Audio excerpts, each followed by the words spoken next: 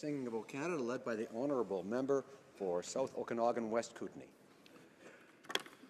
O Canada, our home and native land, true patriot love in all of us command. Quand embrasse et porte l'épée, il sait porter la croix. Ton histoire est une épopée des plus brillants exploits.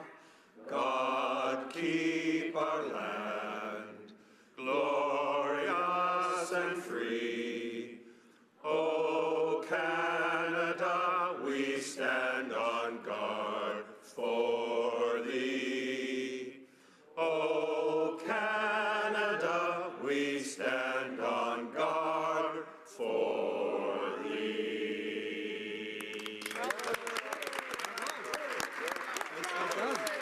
Nicely done. Nicely done.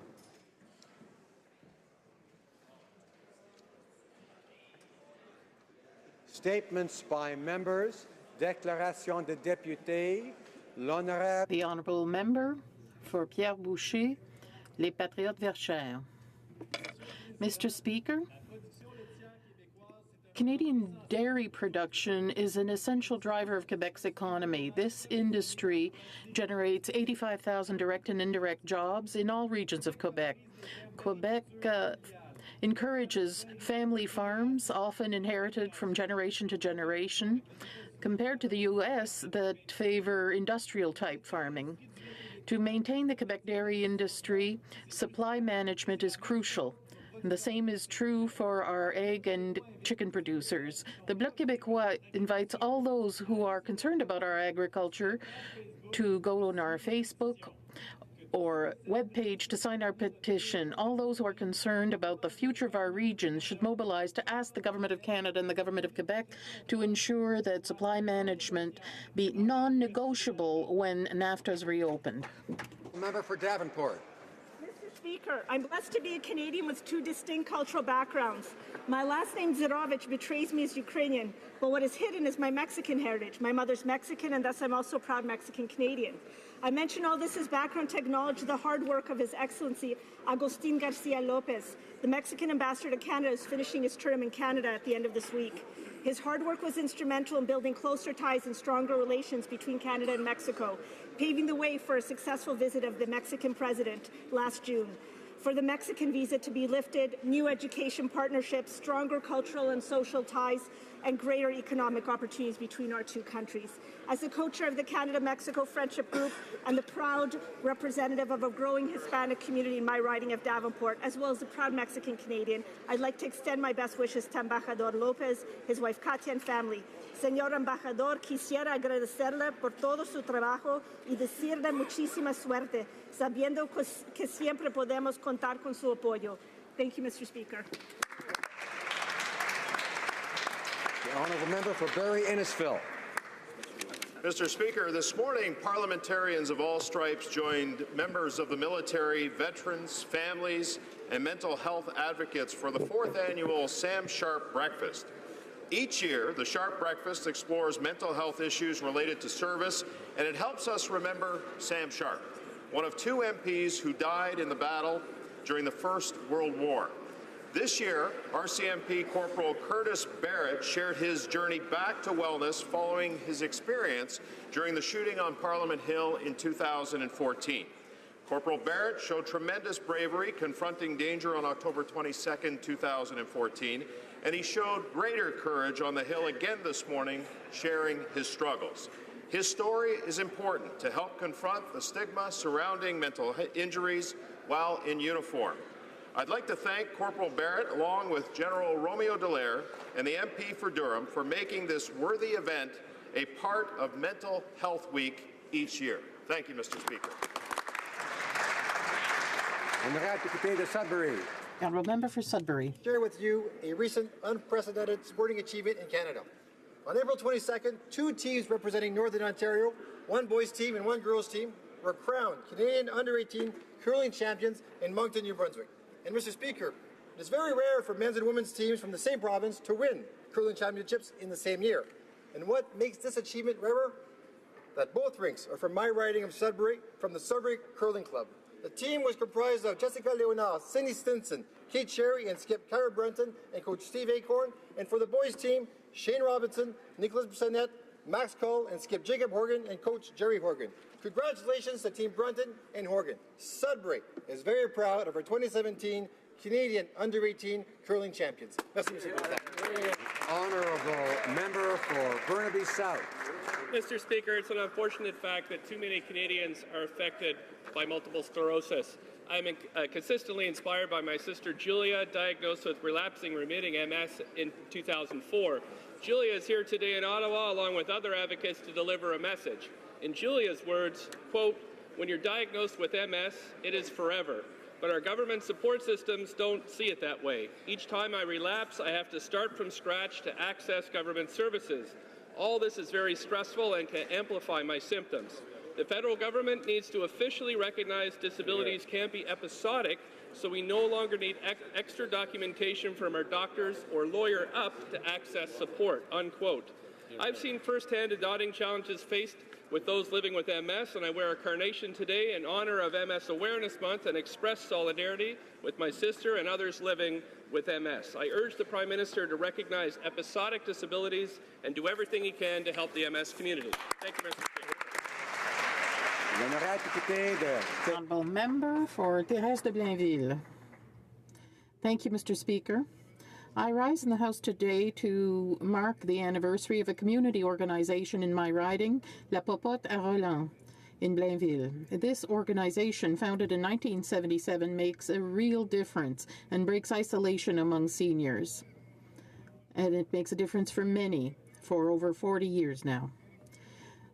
By offering recreational activities, a place to talk, a shared meal, companionship, services, and referrals, La Popote à Roland has become a welcoming place and a place where people gather in our community. I feel privileged to celebrate its 40 years together and be part of this celebration, which marks the hard work of the founder, Mr. Roland Dagenet, as well as the current president, José Collard-Beauregard, and the extraordinary team of volunteers who received the Hommage Bénévolat Québec Award in 2010. Mr. Speaker, I rise today to speak on behalf of a brave and strong young girl from my riding. This young woman's name is Haley Chisholm, an aspiring nurse, a high school student from High River, whose extremely rare kidney condition requires the treatment of a costly drug, Solaris. This young woman is fighting for her life. The drug she needs is currently unavailable to her because of its high cost and its off-label status. Her physician has been clear. Solaris is the treatment that she has recommended for patients like Haley who are suffering from this painful, debilitating disease. In collaboration with her caregivers, my counterpart, the MLA for Highwood, we've been working hard to obtain support from the federal and provincial governments to access funding through Alberta's specialized high-cost drug program. Unfortunately, thus far, we have been unable to gather that support. This girl and her family are suffering. Each day she doesn't receive that treatment, her condition worsens. Mr. Speaker, I am calling on the Minister of Health to please work with her provincial counterpart and secure access for funding to this drug. To do the right thing for a young girl who is suffering so Haley's family can see their daughter grow up with a normal life. The honourable member for Etobicoke Lakeshore.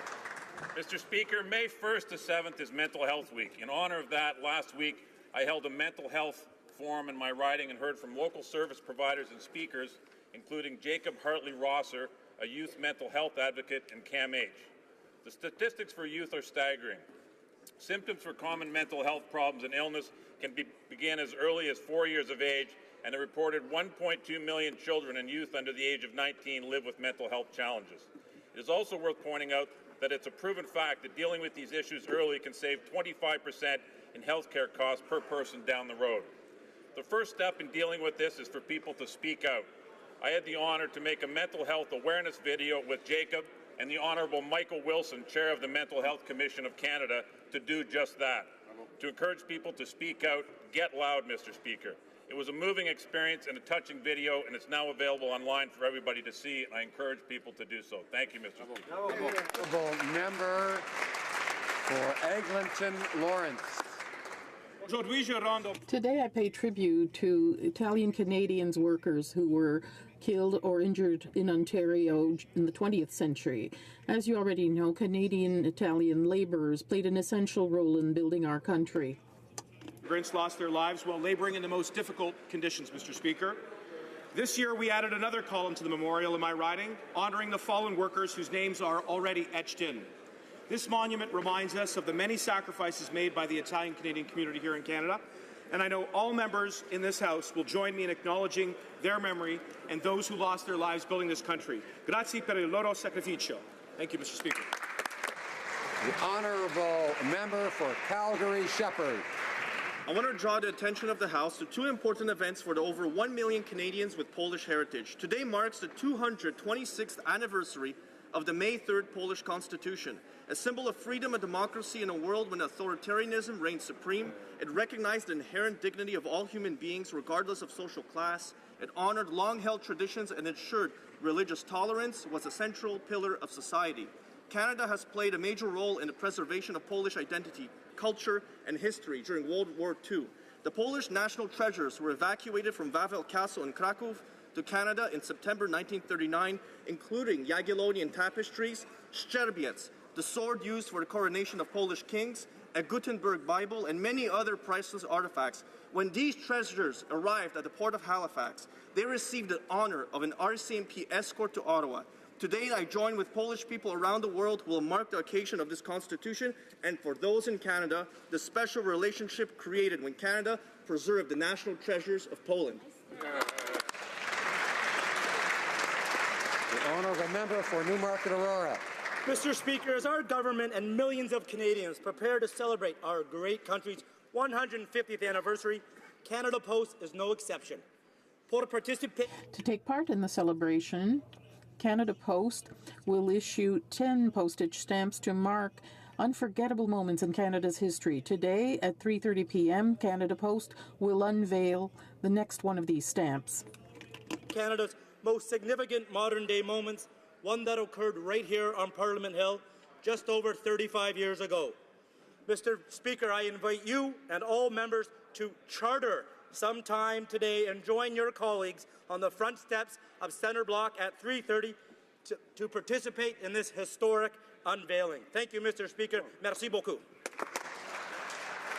The honourable member for Halifax. Thank you, Mr. Speaker. Today we celebrate World Press Freedom Day because journalists have a critically important role to play in Canada and in any democracy. Their stories and investigations expose injustice, unfairness, and prejudice. Their work can hold the powerful to account and can raise up those without a voice in our society. They celebrate the good and call out the bad, and they can do this without an agenda of their own. Canadians and Canadian democracy itself benefits from strong, vibrant local journalism. Mr. Speaker, we cannot take a free, vibrant press for granted. There are too many examples around the world of journalists punished and imprisoned simply for doing their jobs. And tragically, some have lost their lives. Today, on World Press Freedom Day, I would like to thank Canada's journalists for the excellent work that they do, and I would like to call on all members of this House to speak out in defense of free speech, free journalism, and a free press in improving, strengthening, and protecting our cherished democracy. Merci beaucoup, Mr. President. The honourable member for Edmonton-Griesbach. Mr. Speaker, today, in honor of Multiple Sclerosis Awareness Month, I'm wearing a carnation. It shows my solidarity with my late friend Ted Marianix and the entire MS community. Canada has the highest rate of MS in the world. Sadly, MS is Canada's disease. We must join together across the nation to improve life with MS for Canadians. Take the case of Joshua Keldorfer, a 13-year-old from Edmonton. His mother was diagnosed with MS when he was just 1 year old. Joshua said this, and I quote, "I see the impact that MS has had on my mother and I want to do something about it. I see the pain she feels, and I pray every night that she'll wake up without MS. I want MS to leave my family. I want a cure for MS and for my mom and for all the other families living with this terrible disease. I know the way to find a cure is by raising money for research. Joshua is right. Let's keep raising money to find a cure.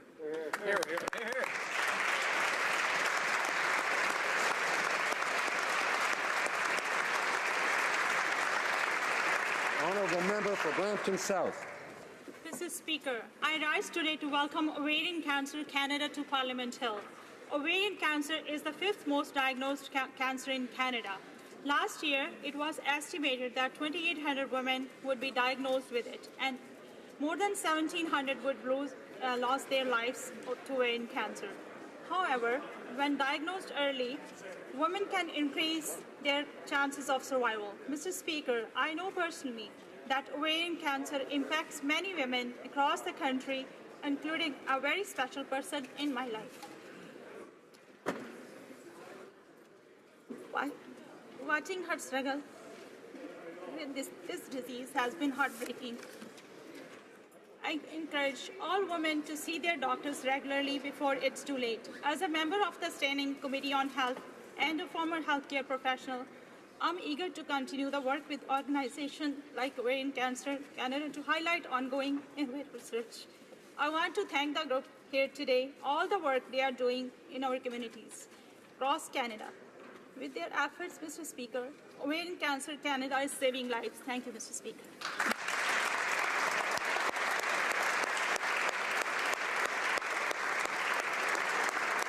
Honourable member for Mississippi, Churchill River. Mr. Speaker, until this day, the Prime Minister excludes the most important voices from consultations to advance reconciliation, the voices of Indigenous women. For decades, Indigenous women and girls have struggled to have their voices heard. They are silenced from critical decision-making processes. The Prime Minister states there is no relationship more important than the relationship with First Nations, Métis, and Inuit, and yet he's specifically excluding families of missing and murdered Indigenous women and girls. Uncertainty and criticism among the national inquiry into missing and murdered Indigenous women and girls continue to pile up. Across the country, including in my riding, local men, women, and families are doing the work. So they go door to door, put up posters, and search, hoping to find their missing loved ones. The government said great things, but there is no action. When is this government going to do the right thing and help these families? Thank you. The honourable member for Bruce Grey, Owen Sound. Thank you, Mr. Speaker. May is Multiple Sclerosis Awareness Month, and many of us in this House and across the country have family members and friends stricken with this terrible disease. MS has no prejudice. It attacks victims of all ages. Mr. Speaker, my sister Mary Lou was 28 years old when she was diagnosed with MS. We suspect she suffered from MS for a number of years prior to that. Like all diseases, Mr. Speaker, it is not easy to watch your loved ones suffer. My sister does not complain, and with the support of her husband, Brian, she soldiers on. We will find a cure for MS. I'm very convinced of that, but we are not there yet. In the meantime, I'll continue to speak out to raise awareness of this disease. I have pinned carnations on MPs as they enter the House of Commons, and I'll continue to wear this carnation in support finding a cure for MS. Mr. Speaker, I say to everyone in this House today that collectively, both here and in our home communities, we must not rest until we find a cure for MS. The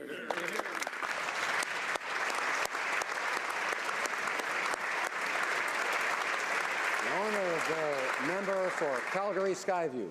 Thank you, Mr. Speaker. 1 year ago today, with a growing wildfire threatening the city, Fort McMurray was placed under a mandatory evacuation order. In the days and weeks that followed, the fire chased some 90,000 people from their homes, destroyed whole neighborhoods, and burned over 500,000 hectares of land.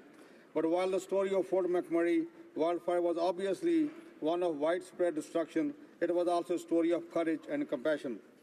Firefighters, first responders, and other support workers came from across Alberta, across Canada, and around the world.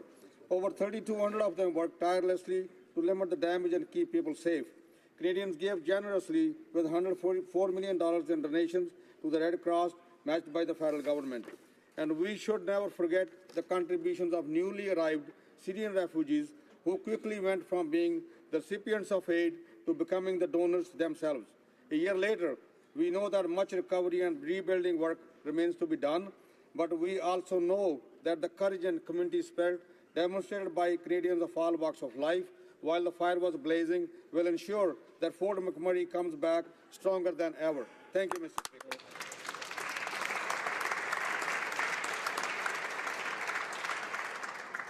I have the honour to inform the House that the Acting Clerk of the House has received from the Acting Chief Electoral Officer a certificate of the election and return of Mr. Benson, member for the Electoral District of Calgary Heritage.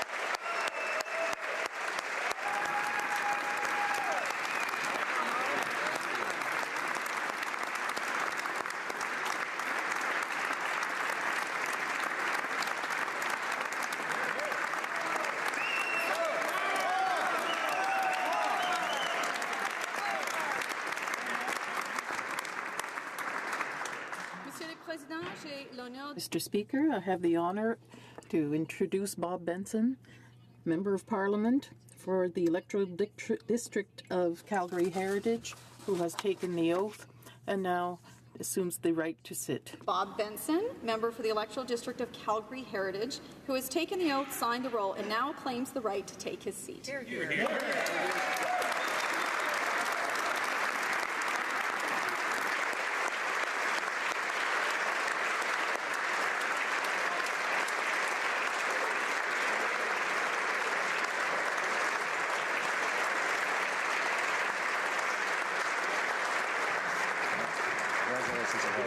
Great to meet you.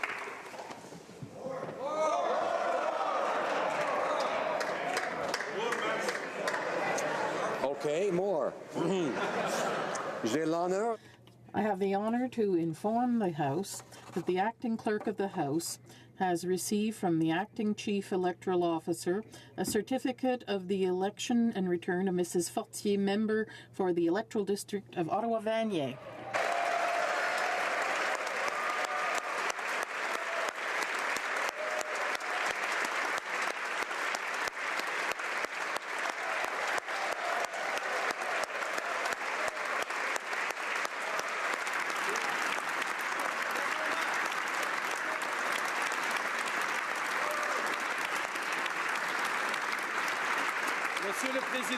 Mr. Speaker, I have the honour to introduce Ms. Mona Fortier, member for the Electoral District of Ottawa-Vanier, who has taken the oath, signed the roll, and claims the right to take her seat. I have the honour to present to you Madame Mona Fortier, member for the Electoral District of Ottawa-Vanier, who has taken the oath, signed the roll, and now claims the right to take her seat.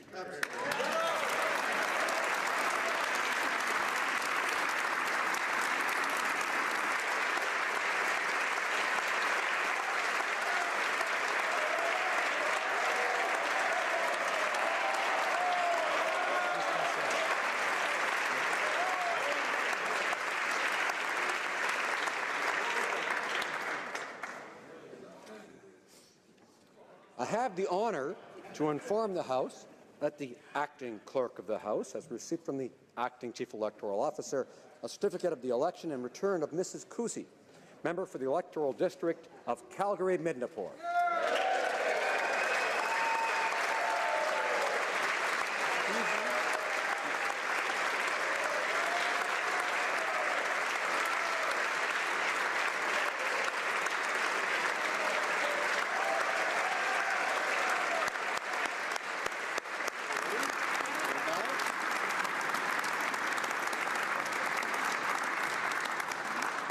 Mr. Speaker.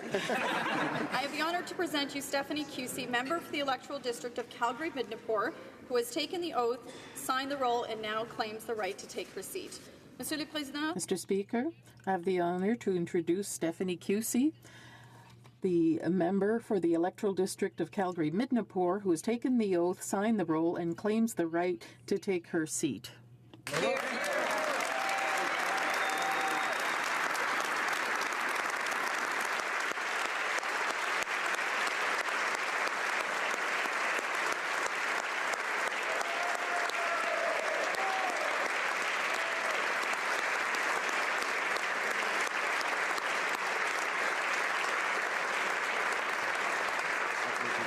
I mispronounced her last time. Now I know it's QC, but you have to remind me from time to time when I forget. Mr. Speaker. Thank you Welcome. so much. Thank you. I'm so honored to be here. Thank you.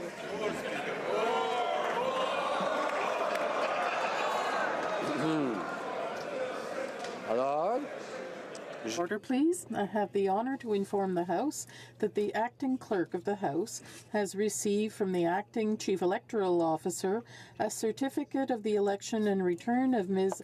Lambropoulos, member for the electoral district of Saint Laurent.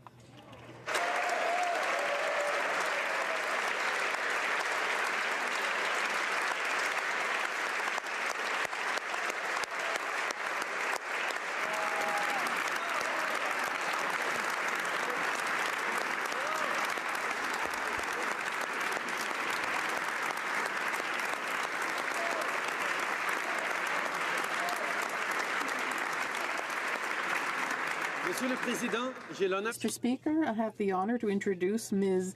Emanuela Lambropoulos, member for the electoral district of Saint Laurent, who has taken the oath, signed the roll, and claims the right to take her seat. I have the honour to present to you Ms. Emanuela Lambropoulos, member of the electoral district of Saint Laurent, who has taken the oath, signed the roll, and now claims the right to take her seat.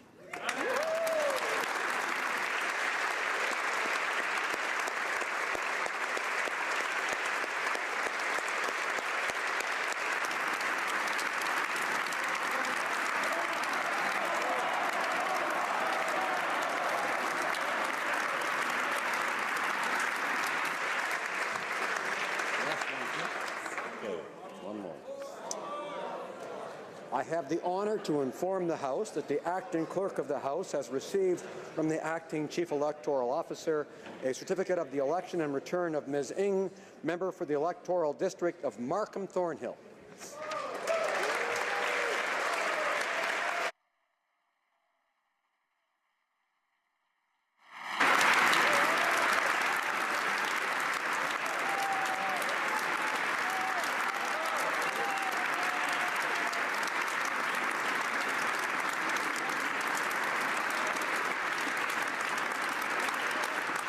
Mr. Speaker, I have the honour to present to you Ms. Mary Ng, member of the electoral district of Markham Thornhill, who has taken the oath, signed the roll, and now claims the right to take her seat. Mr. Speaker, I have the honour to introduce Ms. Mary Ng, member for the electoral district of Markham Thornhill, who has taken the oath, signed the roll, and claims the right to take her seat.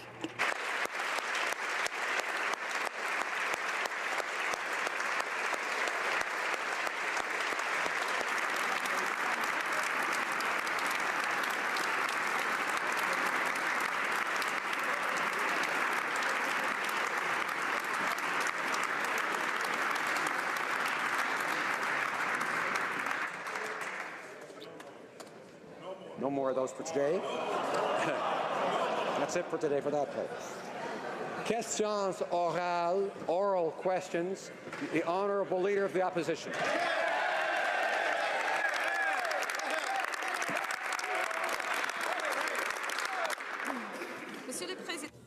Mr. Speaker, by keeping his discredited minister in his role, the Prime Minister has shown once again that he has no respect for our soldiers. Yesterday, the minister had the opportunity to personally apologize to Afghan veterans during a fundraiser for families, but he canceled.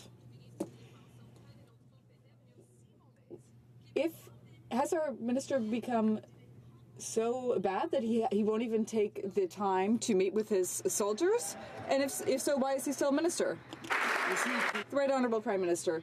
Mr. Speaker, today the Minister of Defence presented the public with our approach to defense. For 10 years, the Conservative government underinvested in our soldiers and didn't give the resources they need.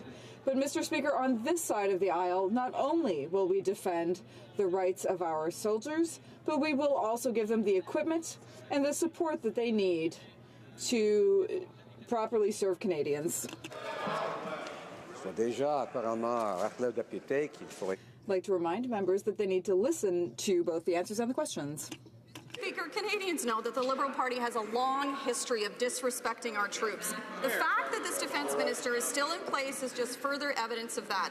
This is the party that sent our soldiers into the Afghanistan desert wearing green camouflage.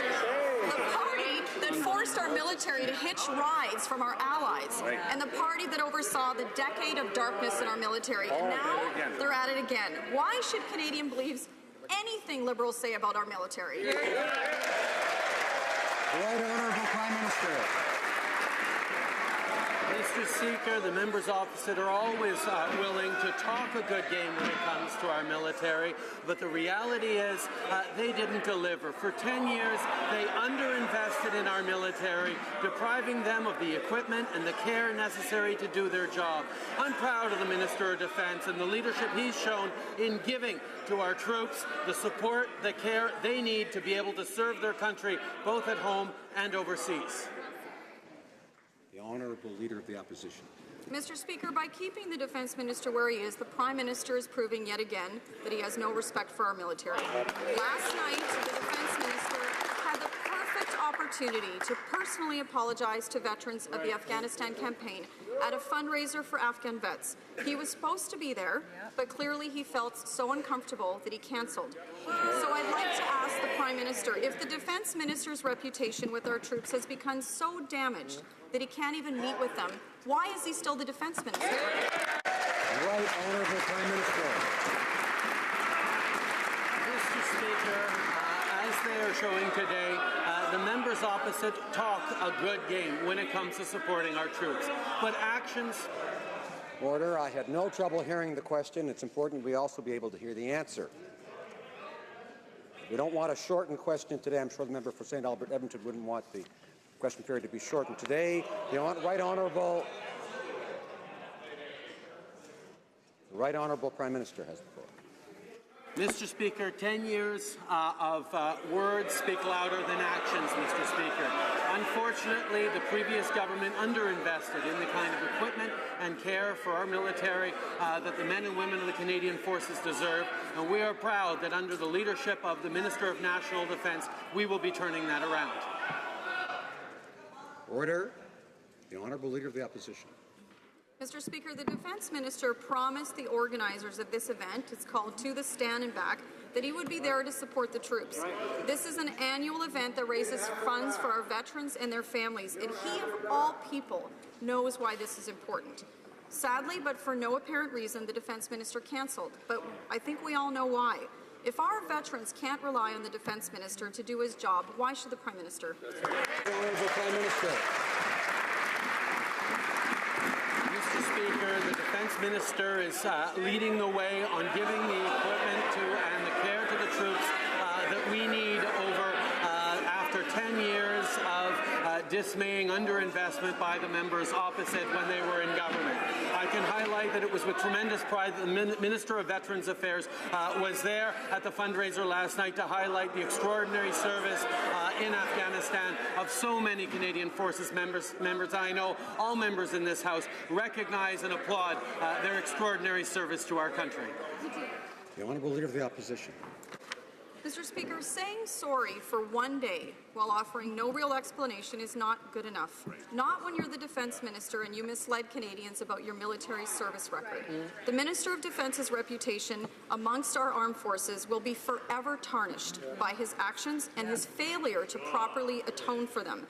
The only thing that's going to fix this is someone new and a fresh start. So will the Prime Minister please do the right thing and move his Defence Minister? The Right Honourable Prime Minister. I agree with the member opposite in that actions speak louder than words, and that's why 10 years of neglect of our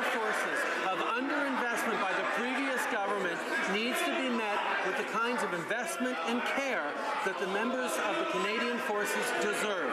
They want to show the leadership and the service to their country at the highest level, at home and abroad. We will give them the tools to do just that at long last. The honourable member for Outremont. Canada dropped 14 points in the World Press Freedom Index under the watch of this Prime Minister. Speaking of watching, journalists are under surveillance in Canada today, and reporters are forced to fight the RCMP in court to protect their freedom. Happy World Press Freedom Day. This is not a proud record. This is also not a time for more empty phrases and talking points from the Prime Minister. So will the Prime Minister acknowledge here today that journalists have the right to protect their sources? Yes or no? Honourable Prime Minister. Mr. Speaker, a strong and independent media, a free press is essential in the protection of our democracy and of its institutions. It gives confidence to Canadians, and today, on World Freedom of the Press Day, it's important to highlight just that. Yes, of course, journalists should always be able to protect their sources. That is something we believe in strongly as a government, and that is something that we will continue to defend and fight for, not just here in Canada, but around the world.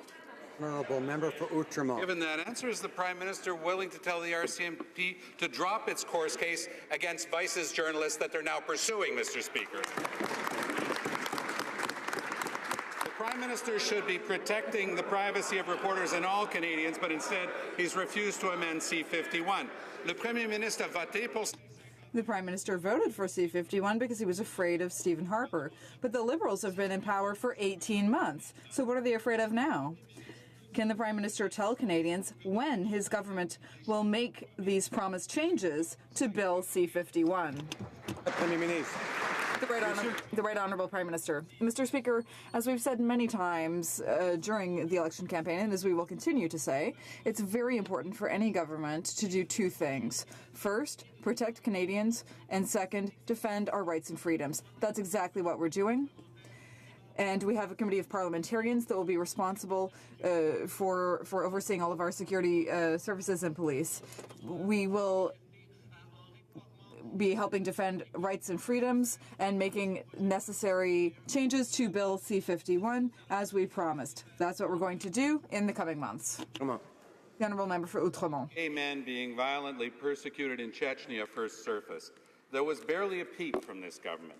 While this Prime Minister hides from criticizing Trump, yesterday we saw what leadership actually looks like when German Chancellor Angela Merkel called out Putin while standing right beside him. Canadians deserve bold leadership from their Prime Minister. Will he stand up for the LGBT community and personally call on Putin to end these despicable atrocities? Right Honourable Prime Minister.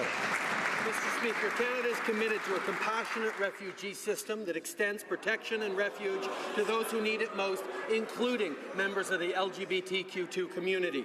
Canada works with the UN Refugee Agency, as well as private sponsors, to identify the most vulnerable persons in need of resettlement. We will continue to work with the UN Refugee Agency, including international nonprofit organizations like Rainbow Road, to stand up for human rights at home and abroad and protect those who need it. The honourable member for Outremont. Would tell Putin off even to his face, Mr. Speaker.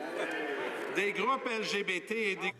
LGBT groups and human rights groups have called on the Liberals to issue emergency visas.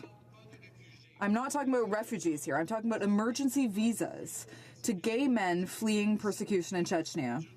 This crisis has been going on for a month already, and the government hasn't lifted a finger to help. Will the Prime Minister issue these emergency visas for these men? Yes or no, Mr. Speaker? The Right Honourable Prime Minister. Mr. Speaker, we understand how vulnerable people all around the world need to be able to leave countries that discriminate against them. That's why we are working not to find temporary solutions, but permanent solutions to bring in refugees, including from the LGBT community. We want to be able to help them find a country where human rights are respected, where they can live with equality, and where we will stand side by side with them and we will always do that to defend LGBT rights. The Honourable Member for Lac-Saint-Jean. Mr. Speaker, I've been proud to sit in this House since 2007. I arrived at a time when the soldiers used to talk about the decade of darkness under the Liberals, the previous Liberal government. And as my colleague said earlier, we sent them to Afghanistan, into the heat of Afghanistan, with winter clothing. They made cuts to the military, and now the Prime Minister is presenting all of this nice rhetoric, but it's really just alternative facts. We were the ones who helped soldiers. The Right Honourable Prime Minister. Mr. Speaker, unfortunately, the facts are as follows. For 10 years, under the Conservative government, there was underinvestment in our armed forces. They didn't give the support that our soldiers needed to really carry out their duties and serve our country. That was true domestically and internationally. That's why I'm so proud of the work that our Minister of Defence is doing, and I'm proud of the work that all the government is doing to ensure that our soldiers will have the equipment and the support they need. The Honourable Member for Lac-Saint-Jean. Mr. Speaker, they're having a hard time dealing with the softwood lumber file, and now these alternative facts have crossed the border as well. They've made $20 billion in cuts over 3 years. If they're saying they're investing more, that's an alternative fact, Mr. Speaker. The Minister of Defence needs credibility. He needs to be trusted by his troops and by his colleagues to be able to properly defend our country. And honestly, he took credit for acts that weren't his own. So will he do the honourable thing and resign? The Right Honourable Prime Minister. Mr. Speaker, as we've seen many times, my colleagues across the way are always ready to speak in defense of our soldiers, but unfortunately, they're not really there when it comes to actions. They weren't there for 10 years. They didn't provide the necessary equipment and services that our soldiers needed. It was all talk, talk, talk, but no action. And with our Minister of Defense, who has demonstrated leadership, we will give the members of our armed forces the tools that they need to really succeed and properly serve the country. The answers. I need to hear the answers, as all members do, in case somebody said something out of order. The Honourable Member for Selkirk Interlake Eastman. Well, Mr. Speaker, it's fine and well for the Defence Minister to stand in here or out in the foyer and read an apology prepared by the Prime Minister. But yesterday he turned his back on Afghan vets when the Defence Minister refused to attend a fundraiser to support these brave men and women. There's no one more deserving of an apology from the minister than those whose valor he has stolen. Allowing this minister to sit at the cabinet table sets a very poor example of leadership for our military and for all Canadians. Will the Prime Minister do the right thing and ask the Defence Minister for his resignation? The Right Honourable Prime Minister. Mr. Speaker, after 10 years of nickel and diming our veterans, it's important that this government be standing up for our veterans. That's why I was so proud that the Minister of Veterans Affairs was there last night to represent this government to the Afghan veterans who were in this ceremony, in this fundraiser. The fact is, not only did they nickel and dime our veterans, but they underfunded for 10 years the Canadian Armed Forces, which is why they're so upset that for once we are turning that around and giving them the tools they need. Honourable Member for Selkirk Interlake Eastman. Well, Mr. Speaker, here's an idea. The Prime Minister can actually be an architect and rebuild his cabinet and fire that Defence Minister. The Prime Minister's lack of judgment and failing to remove the Defence Minister is appalling. The Defence Minister misled Canadians on multiple occasions over the past 2 years regarding his service record in Afghanistan. His deceit and deception have lost him the respect of our brave men and women in uniform, Canadians, and our allies. Now, the Prime Minister says he supports the Defence Minister, so he must know why the Defence Minister told this concocted story. Will the Prime Minister tell Canadians why the Defence Minister fabricated history? The Right Honourable Prime Minister. It's unfortunate that the member's office continue to try to mislead Canadians and say that they have supported our military for 10 years. because whether it's underfunding services for our veterans or simply not delivering on the equipment and service and care that our Canadian Armed Forces members required and deserved, they did not deliver for our armed forces. It's a real shame, Mr. Speaker, and that's why we're so proud that after 10 long years, we're turning it around and giving the tools and support to our veterans and armed forces that they deserve. The Honourable Member for Charlebourg, Haute-Saint-Charles. Mr. Speaker, I think the Prime Minister was not here during the Conservative years because apparently he doesn't know what happened then. Now, General Rouleau made a mistake in Afghanistan. He accidentally fired his weapon. And as a soldier, he thought that he should be judged for his mistake. General Rouleau is an example of an honorable and upstanding man in uniform. But sadly, being honorable and upstanding seems to vanish when you're a Liberal. Not only did the Minister of Defense take credit away from those who fought the Taliban, he tarnished the legacy of all those who gave their lives there. If he has any dignity left, he should resign. The Right Honourable Prime Minister.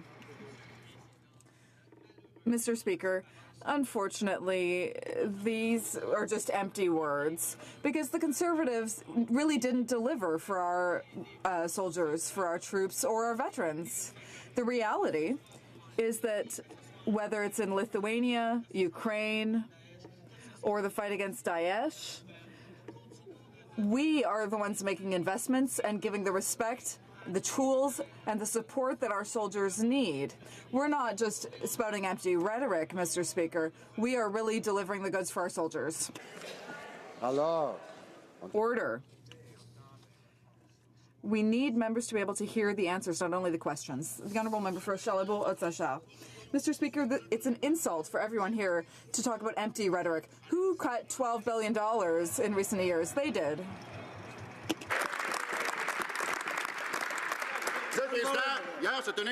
Mr. Speaker, yesterday there was a fundraising event for those who fought in Afghanistan. The minister was the guest of honor. He knew that he might have to face people who knew exactly what he did and what he didn't do in Afghanistan, and so the minister preferred to avoid them. So that's acknowledging one's mistakes means to the Liberals. The Right Honourable Prime Minister. Mr. Speaker, once again, I'm very proud of our Minister for Veterans Affairs, who is there representing our forces in this fundraiser. But the Minister of Defense has shown great leadership when he recognized that for far too long, the Government of Canada was underinvesting in our armed forces.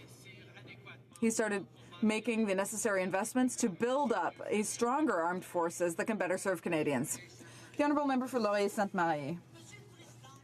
Mr. Speaker, when you apologize for your actions, you also have to change your behaviour. When the Ethics Commissioner questioned him about his role in the Afghan detainees scandal, the Minister of Defence said that he'd simply been a reservist at the time, but we know that that's simply not the case.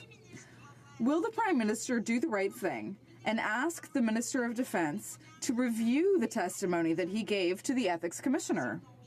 If they have nothing to hide, it's the least that they can do. The Honourable Prime Minister. Mr. Speaker, the Ethics Commissioner said that the matter was closed and she was not interested in reopening the file. The reality is that there were 6 different investigations and only one is still underway.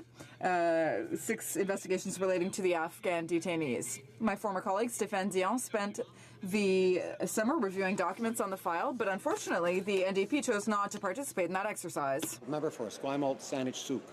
The Defence Minister once said, and I quote, "I discovered that there was a gold mine of information flowing into Governor Khalid's palace." Diplomat Richard Colvin revealed that in the basement of that palace, the Governor of Kandahar was, quote, "known to personally torture people in a dungeon." Mr. Speaker, can the Prime Minister deny that information like this from the Minister who was liaison with that Governor would be relevant to an inquiry?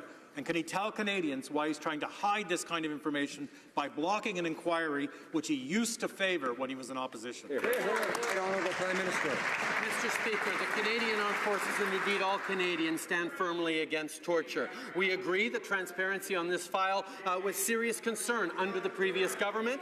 As the member knows, all opposition parties were given the opportunity to review 40,000 documents pertaining to this matter. The NDP chose not to participate.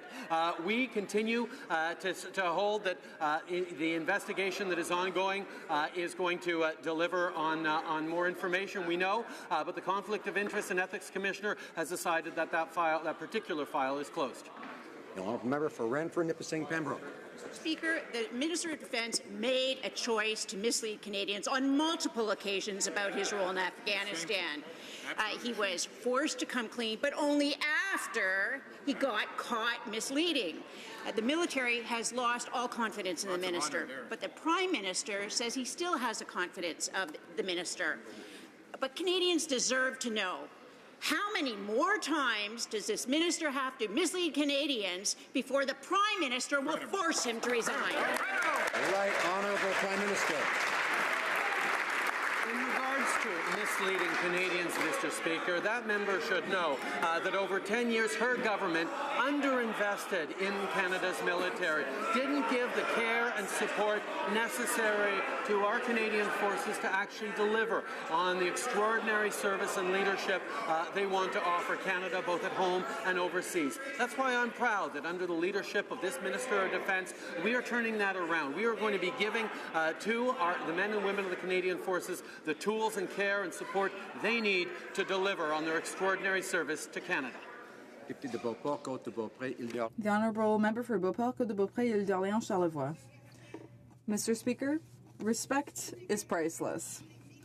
Canadians and soldiers know that when someone's honour has been stained and mistakes have been made, sanctions are in order. The Minister of Defence knowingly perjured himself on at least 2 occasions, and he continues to act as if this was just a mistake, and this can be forgiven by a few thin mistakes. If the minister really wants to show some respect to Canadians and to his former colleagues, what is he waiting for to resign? Right, Honourable Prime Minister. Mr. Speaker, members across the way always enjoy talking a big game about our soldiers, but they don't really deliver the merchandise. We have been working to support our soldiers. They didn't do that for 10 years. They didn't give them the necessary tools to be able to really carry out their mandate and show leadership and service to Canadians. That's why I'm so proud of the work that we are doing to invest in our soldiers. Order, order. I have to hear the answers. Most members are able to sit through question period. Most members in all parties are able to sit through question period without reacting when it's not their turn to speak. So let's all listen now to the honourable member for Abbotsford. Mr. Speaker, the Minister of Defence says his claim to be the architect of Operation Medusa was a, quote, mistake. Nothing could be further from the truth. The minister was deliberately untruthful and repeated his claims on more than one occasion. His falsehood was designed to promote his political fortunes. His actions have brought disgrace upon himself and anger the very people he serves. Will he now do the right thing and resign? Hear, hear. Hear, hear. The right Honourable Prime Minister. Mr. Speaker, the members opposite have been consistent in always talking a good game when it comes to our military, but not delivering. For 10 years, they underinvested in our military, not giving our troops the care, the tools, the equipment necessary, and that's why under this Minister of Defence, I am so proud that we are turning that around. We are finally looking at the investments our troops need in order to serve their country as well as we know they can and will. Member for Abbotsford. Mr. Speaker, no answer. As usual, the minister falsely and deliberately took credit for a major military offensive when the credit belonged to others. That's right. His apologies ring hollow, especially when he keeps insisting that the whole Tawdry affair was just a mistake. This was no mistake. The minister made a choice to be dishonest with Canadians, and he made a choice to repeat his false claim. will he now make the choice to do the honorable thing and resign? Right Honourable Prime Minister. Thank you, Mr. Speaker. Once again, we see the kind of outrage and volume generated by the members opposite when it comes to the military. Unfortunately, that level of passion did not translate into actions. Supporting our troops, caring for our veterans. We had for 10 years a government that thought that talk was all they needed to do in terms of delivering for our military. We are demonstrating that we understand the needs, the concerns, and the importance of investing properly in our military. That's exactly what we're doing under the tremendous leadership of our Minister of National Defence. The Honourable Member for Belleuil-Chambly. Mr. Speaker, we all remember that at this time last year, the Liberals tried to take control of this House with the infamous Motion 6, and now history is repeating itself. Their justification this time? Well, they say they need to keep their promises when we've seen, like with electoral reform, that they only keep promises that benefit them. Can the Prime Minister please explain what would prevent a future Prime Minister from using the precedent that he is setting from doing the same thing and unilaterally changing the rules of the game to his or her advantage? The Right Honourable Prime Minister. I hope, Mr. Speaker, that a future Prime Minister and future Prime Ministers will answer questions from all members, not just party leaders. I hope, Mr. Speaker, that future Prime Ministers will not abuse omnibus bills, will not use prorogation to avoid difficult situations. That is why we made these promises to Canadians, and that is why we are going to deliver on those promises to improve the way that this House works and to always be open to the suggestions that other members will have, so that we can improve services that we offer in Ottawa and in our ridings. The Honourable Member for Outremont. Ridiculous. There's a difference between pretending that you believe in accountability and actually practicing it. This Prime Minister is great at pretending. He gets an A+. But there was a question there from my colleague. He takes all the questions that he wants, but he doesn't answer any of them. He's in the process. Changing the rules of Parliament to suit his own purpose so he can duck out whenever he wants. Here's the question. What's to stop any other future Prime Minister from doing the same thing now that he's broken with parliamentary tradition and set that sad precedent?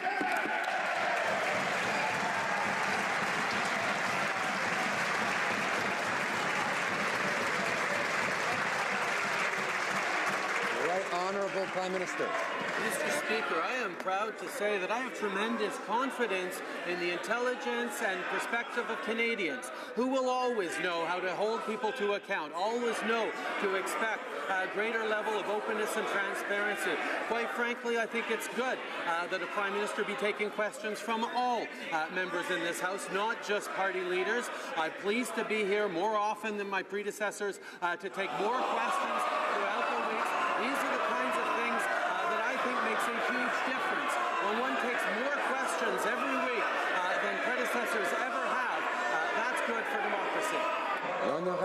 The Honourable Member for Saint Laurent. Order. Mr. Speaker, the participation of women in our society is essential for a strong economy and to strengthen the middle class. But we know that there is still a wage gap between women and men in Canada today. This is due to a number of factors, including violence against women, poverty, and underrepresentation of women in the labour market, in public life, and indeed in this House. Can the Prime Minister please inform this House of progress that has been made towards equality of the sexes? The Right Honourable Prime Minister. I would like to thank the Honourable Member for Saint Laurent and congratulate her for joining us here in the House to represent her constituents. This is an issue that we take strongly to heart, equality between men and women, and that's why we've invested significant amounts in help for the middle class, and in particular for women, by introducing the Canada Child Benefit, which helps 9 families out of 10 by reducing child poverty and by moving forward with a program of better daycares for children, by fighting violence against women. We have taken action, and we know that there's still much to be done. McKenzie. Mr. Speaker, speaking of misleading Canadians, the Prime Minister has stood in this House and claimed to be giving more money to our military. Well, I can tell this Prime Minister he's cut $12 billion from the budget over the last 2 years. I can tell you that our government gave over twice what the Liberals spent during during their time in office during the 90s, last year in government. So I can tell you, Mr. Speaker, I'd ask the Prime Minister, will he commit, will he stand right now and say he'd give back the $12 billion that he's taken from the last 2 years? Right Honourable Prime Minister. Mr. Speaker, after 10 long years of underinvestment by the Conservative government, we are pleased that we are finally going to be able to give to... Order. Can't hear the answer. I need to hear the answer. Members know that it's important to have tough questions and sometimes answers they don't like, or vice versa. But the rules are that we don't interrupt when someone else is speaking. That's common decency and adult behavior. So let's behave as adults. The Right Honourable Prime Minister has the floor. Thank you, Mr. Speaker. After 10 years of underinvestment by the Conservative government, we are pleased that following the Defence Policy Review, we will be investing in the tools, the equipment, and the care for the men and women of the armed forces that they so justly deserve. It's time to give our soldiers, our troops, the tools they need to be able to serve their country with all the valor and strength that they have. The Honourable Member for Lévis-Lotbinière. Mr. Speaker, will this Prime Minister rise in this House finally and be honest with Canadians? Will he finally tell us how many times he met with the Ethics Commissioner to explain his lack of judgment concerning his trip to the Aga Khan's private island? Unlike his Minister of Defence, who misrepresents some facts and invents others, Canadians expect this Prime Minister to be answering questions honestly, without hiding. Mr. Speaker, how many times did the Prime Minister meet the Ethics Commissioner to discuss this issue? The Right Honourable Prime Minister. Mr. Speaker, these were personal vacations with an old family friend, and as I have said, I am very happy to work with the Ethics and Conflicts of Interest Commissioner to answer all the questions that she has. Honourable Member for Calgary Rocky Ridge. Mr. Speaker, the Ethics Commissioner is currently investigating the Prime Minister for breaking the law. She's expressed concern that she might not be able to conclude her investigation by the time her term ends in July, meaning that her successor will start with a conflict of interest, because the next commissioner will be appointed by the very same Prime Minister he or she will be investigating. Will the Prime Minister do the right thing and completely recuse himself from this appointment, or will he appoint a good Liberal who might just let him off the hook? Honourable Prime Minister. Mr. Speaker, it's particularly important that Canadians have confidence in the appointments made by any government, particularly after 10 years of patronage and partisanship from the previous Harper government. The fact is, we put in place an independent appointments process that understands the diversity and the qualities of Canadians coming to those appointments is the most important thing. We're proud that over 60% of our 122 appointments so far have been women, that there's been a tremendous amount of diversity of minorities, of Indigenous people. We will continue to make appointments of the highest caliber because that's what Canadians expect. Honourable Member for Grand Prairie Mackenzie. Order. Well, thank you, Mr. Speaker. The Prime Minister is under active investigation for breaking the law by the Ethics Commissioner. He insults Canadians by refusing to answer any questions, even the simplest of questions with regards to that investigation. His staff tell him that he should only say that he's happy to meet with the Ethics Commissioner and answer any questions she might have. But Canadians deserve answers. I have a simple question. How many times has the Prime Minister been questioned by investigators? The question is simple. How many times? Right Honourable Prime Minister. Mr. Speaker, as I've said many times, I'm happy to work with the Ethics and Conflict of Interest Commissioner to answer any questions that she might have. The Honourable Member for North Island Powell River. Mr. Speaker, the Prime Minister has identified the relationship with Indigenous people as Canada's most important one. This year, the government will be spending $500 million on Canada 150. However, we must remember that our history is much older than 150 years, and for many, this is an anniversary of colonial accomplishments. Can the Prime Minister tell us specifically how reconciliation efforts with Indigenous people will be part of Canada 150? Right, Honourable Prime Minister. Mr. Speaker, for our celebration of 150 years since Confederation, Canada has identified 4 themes to celebrate: youth, environment, diversity, and reconciliation with Indigenous peoples. Because as has been said many, many times, reconciliation is not just about governments and Indigenous peoples, it's about all Canadians, non-Indigenous as well. That is what we're putting forward as celebrations of this year of the First Peoples of this land, of the learning, of the partnership, and mostly of the way we will move forward together in respect, in partnership, overturning decades and even centuries of colonialism. The Honourable Member for Salaberry-Sirwa. The Minister of Social Development refuses to intervene to save SAC, the Salaberry Community Food Services, the only organization in Salaberry to Valleyfield offering food bank services in the region. And this is at a time when food bank use has gone up by 300%. In 2015-2016, over 5,000 people were served by SAC, and without federal support, the organization may be forced to close in a month. So what will the Prime Minister do to ensure that thousands of people in my riding aren't abandoned and have enough to eat? The Right Honourable Prime Minister.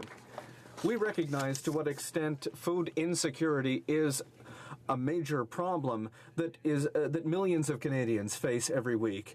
And that is why I support the work that is being done by community organizations, and why, at the federal level, we have taken so many concrete steps to help families get out of food insecurity, whether it be with the Canada Child Benefit, whether it be through investments in our most recent budget in social housing, $11.2 billion, or $7.2 billion for daycare services. We know that we need to do more to help families. For Thornhill. Hey. As I was about to say yesterday, Mr. Speaker, the EU's rejection of Stéphane Dion as ambassador gives rise to questions about his downsized special advisor role. What are Mr. Dion's reporting lines? Will he be backseat driving our sitting Canadian ambassador to the EU and those to individual countries? Now, Mr. Dion said yesterday his bungled appointment was the Prime Minister's decision and the PM's alone. Does the PM recognize that his clumsy handling of compensating a removed minister has bruised Canada's reputation? That's right. Honourable Prime Minister. On the contrary, Mr. Speaker, this government recognizes the extraordinary opportunity for Canada's leadership in the world, whether it's at Beijing, whether it's in Europe, whether it's at Washington or at the UN in New York. We have put top people who will be able to engage in a broad way. Mr. Dion's expertise, both political and diplomatic, means that he will be able to do more than just simple bilateral ambassadors and care for Canada's relationship with Europe as a whole. It's an important role, but one for which I know Mr. Dion is extraordinarily well suited.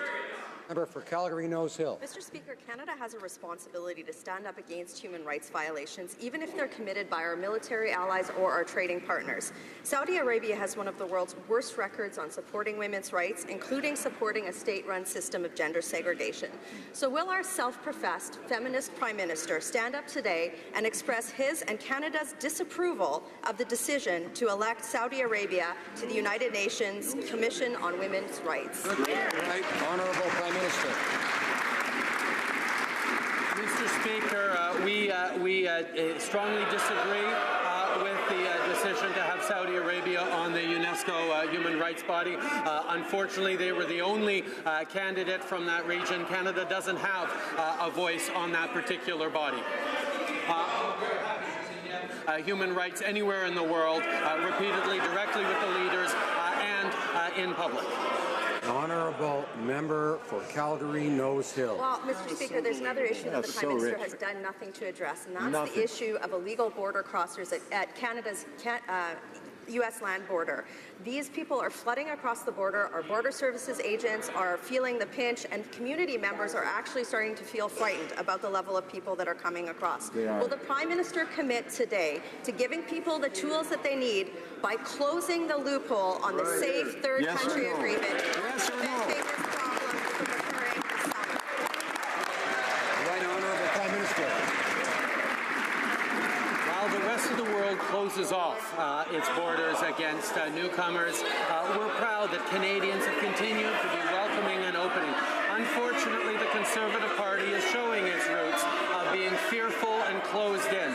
We know it's important to defend our immigration system, to ensure the integrity of our borders. That's why we're ensuring that police officers and border service agencies have the resources they need to do their work. We will continue to defend Canadians' rights, security, and the openness that we know is a tremendous advantage and value for our country. Order. No matter how much members dislike comments in the House that one member makes, they're still not allowed to interrupt. The Honourable Member for Ottawa-Vanier. Mr. Speaker, thank you for your warm welcome. This week we observe the 66th Annual Mental Health Week. We know that all too often, long wait times and limited services can be obstacles that prevent Canadians from getting the mental health care that they need. That's why this year's campaign, led by the Canadian Mental Health Association, calls on all of us to speak up and get loud on mental health. Will the Prime Minister inform this House how our government is ensuring that Canadians get the mental health care they need when they need it? Merci, Monsieur le Président. Thank you, Mr. Speaker. The Right Honourable Prime Minister. I would like to thank the Honourable Member for Ottawa-Vanier and welcome her to this House of Commons. No Canadian doesn't have a friend or a member of their family who is affected by mental health issues. We know that families, communities, and our economy need to face this issue. $5 billion to ensure mental health support for as many as 500,000 young Canadians that cannot receive even basic mental health services right now. These investments will make a real difference in the lives of young Canadians and indeed our communities. Honourable Member for Calgary-Midnapore.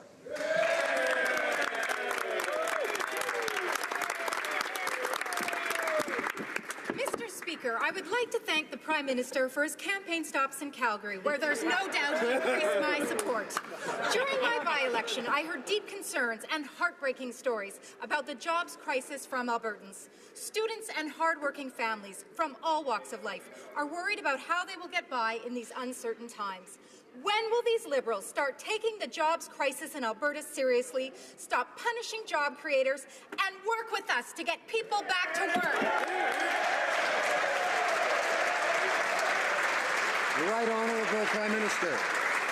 I welcome the member from Calgary-Midnapore to this House and congratulate her on her election. As I was out in Alberta, I talked repeatedly about all the things that we are doing for the Albertan economy, whether it's approving the Line 3 replacement project, which will create 7,000 middle-class jobs, approving the Trans Mountain expansion project, which will create 15,000 new jobs.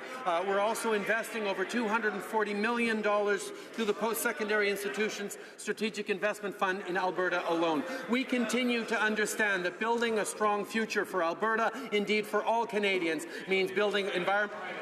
The Honourable Member for Kootenay-Columbia. The RCMP in my riding of Kootenay-Columbia and across Canada are participating in the Yellow Stripe campaign to demonstrate how concerned they are with the future of the force. They are understaffed, working with outdated equipment, and are losing members to provincial and municipal police forces who pay better and provide better benefits. Bill C7, which would give Mounties a national voice through collective bargaining, has been stalled for almost a year. Can the Prime Minister confirm that the bill will soon return to this place, and what will he do to reverse the poor state of labour management relations in the RCMP? Hear, hear. The Right Honourable Prime Minister. I thank the member for his question and highlight that, yes, indeed, we will be moving shortly on Bill C7 because it's important to respect and give the tools to the members of the RCMP to be able to pursue their interests and stand up for themselves. But I think I can speak as someone who was raised surrounded by RCMP members that I have nothing but the deepest respect for the force. I'm deeply personally connected in the value and the extraordinary service they offer to this country, and look forward to working with all members of the force to respond to concerns and improvements that are necessary. The honourable member for Markham Thornhill. Mr. Speaker, my constituents in Markham Thornhill know that public transit is critically important to reducing congestion, getting to work on time, and getting home to their families after a long day. Can the Prime Minister please update this House on the investments the government is making in public transit across the Greater Toronto and Hamilton area? Honourable Prime Minister. Thank you, Mr. Speaker. Allow me to take a moment to congratulate the member for Markham Thornhill and wish her a warm welcome to this House of Commons, and to highlight that our government is making unprecedented investments in public transit across Canada, including in the GTHA. On March 31st, I announced more than $1.8 billion for the GO Transit Regional Express Rail project and over $200 million for more than 300 transit projects across the province. These investments will help cut commute times, foster economic growth, and allow Canadians more time to spend with their family and friends. Honourable member for Calgary Heritage.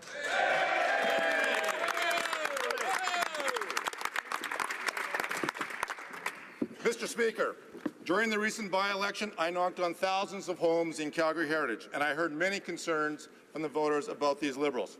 The majority of the people I spoke with were seriously concerned about the Prime Minister's reckless spending with no plans to pay it back.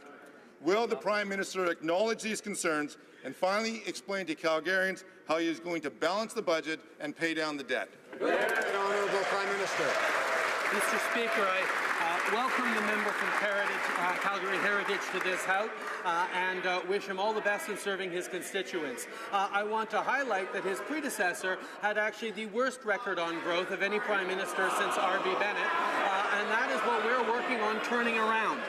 We are going to ensure that through delivering more money to the pockets of middle-class families, through investing in things like transit, wastewater treatment plants, and indeed flood protection for cities like Calgary, we're going to ensure better economic opportunities for citizens and better growth for our entire country. That's our approach. Member for Saanich Gulf Islands. Thank you, Mr. Speaker. Next week in Fairbanks, Alaska, is an all-important meeting of the Arctic Council, where 8 nations of the Arctic will be holding a meeting represented by foreign ministers. It's clear, based on the most recent science, that the Arctic is the fastest warming region in the world. The thawing permafrost, melting ice represents a threat not just to the future of the Arctic, but to global climate systems.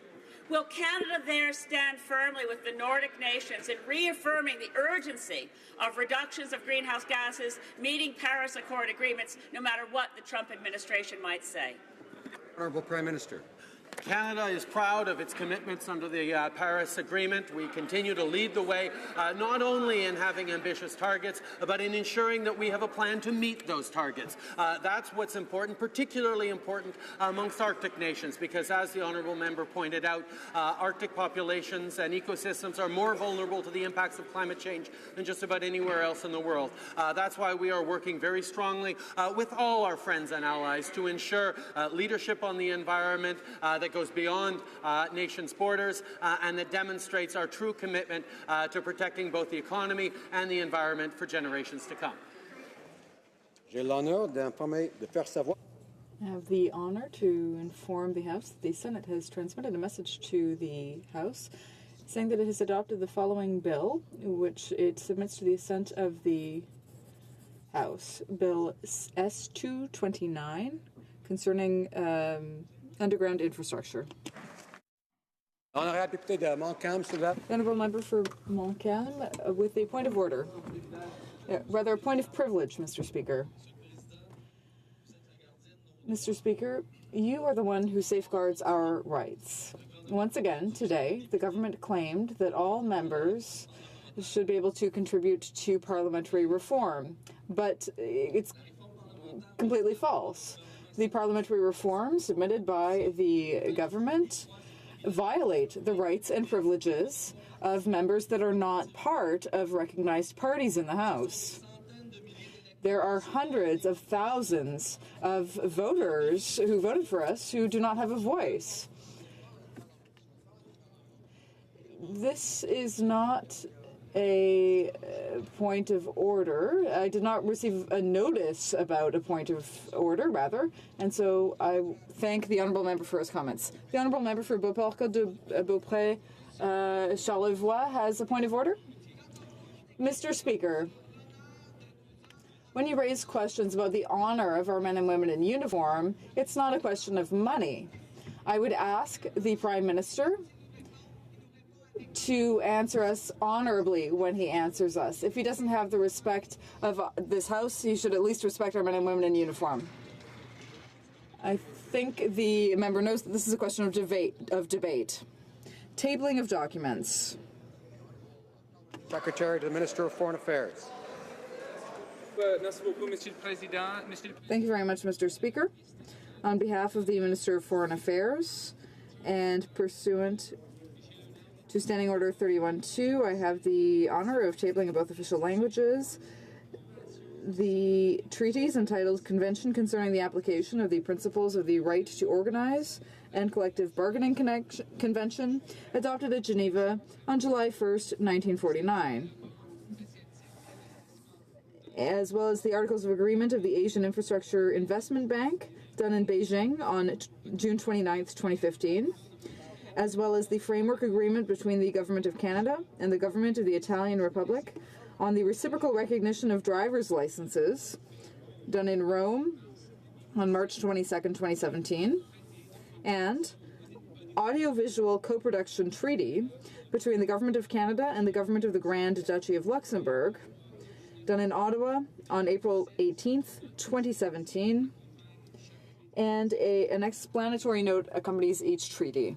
Secretary to the Government House Leader. Thank you, Mr. Speaker. Pursuant to Standing Order 36(8), I have the honour to table in both official languages the government's response to the 11 petitions. Dépôt de projet de loi émanant du gouvernement.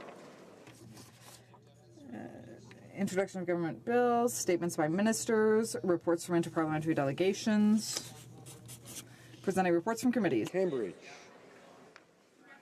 Thank you, Mr. Speaker. I have the honour to present in both official languages the 6th report of the Standing Committee on Human Resources, Skills and Social Development and the Status of Persons with Disabilities in relation to Bill C-243, an act respecting the development of a National Maternity Assistance Program strategy and amending the Employment Insurance Act maternity benefits. I'd like to thank the member from Kingston and the Islands and his staff, especially Stephen Patterson, for all their hard work on this bill. The committee has studied the bill and has decided to report the bill back to the House with amendments. Thank you, Mr. Speaker. Introduction of private members' bills. First reading of Senate public bills. See if a private member's bill, if you don't have it.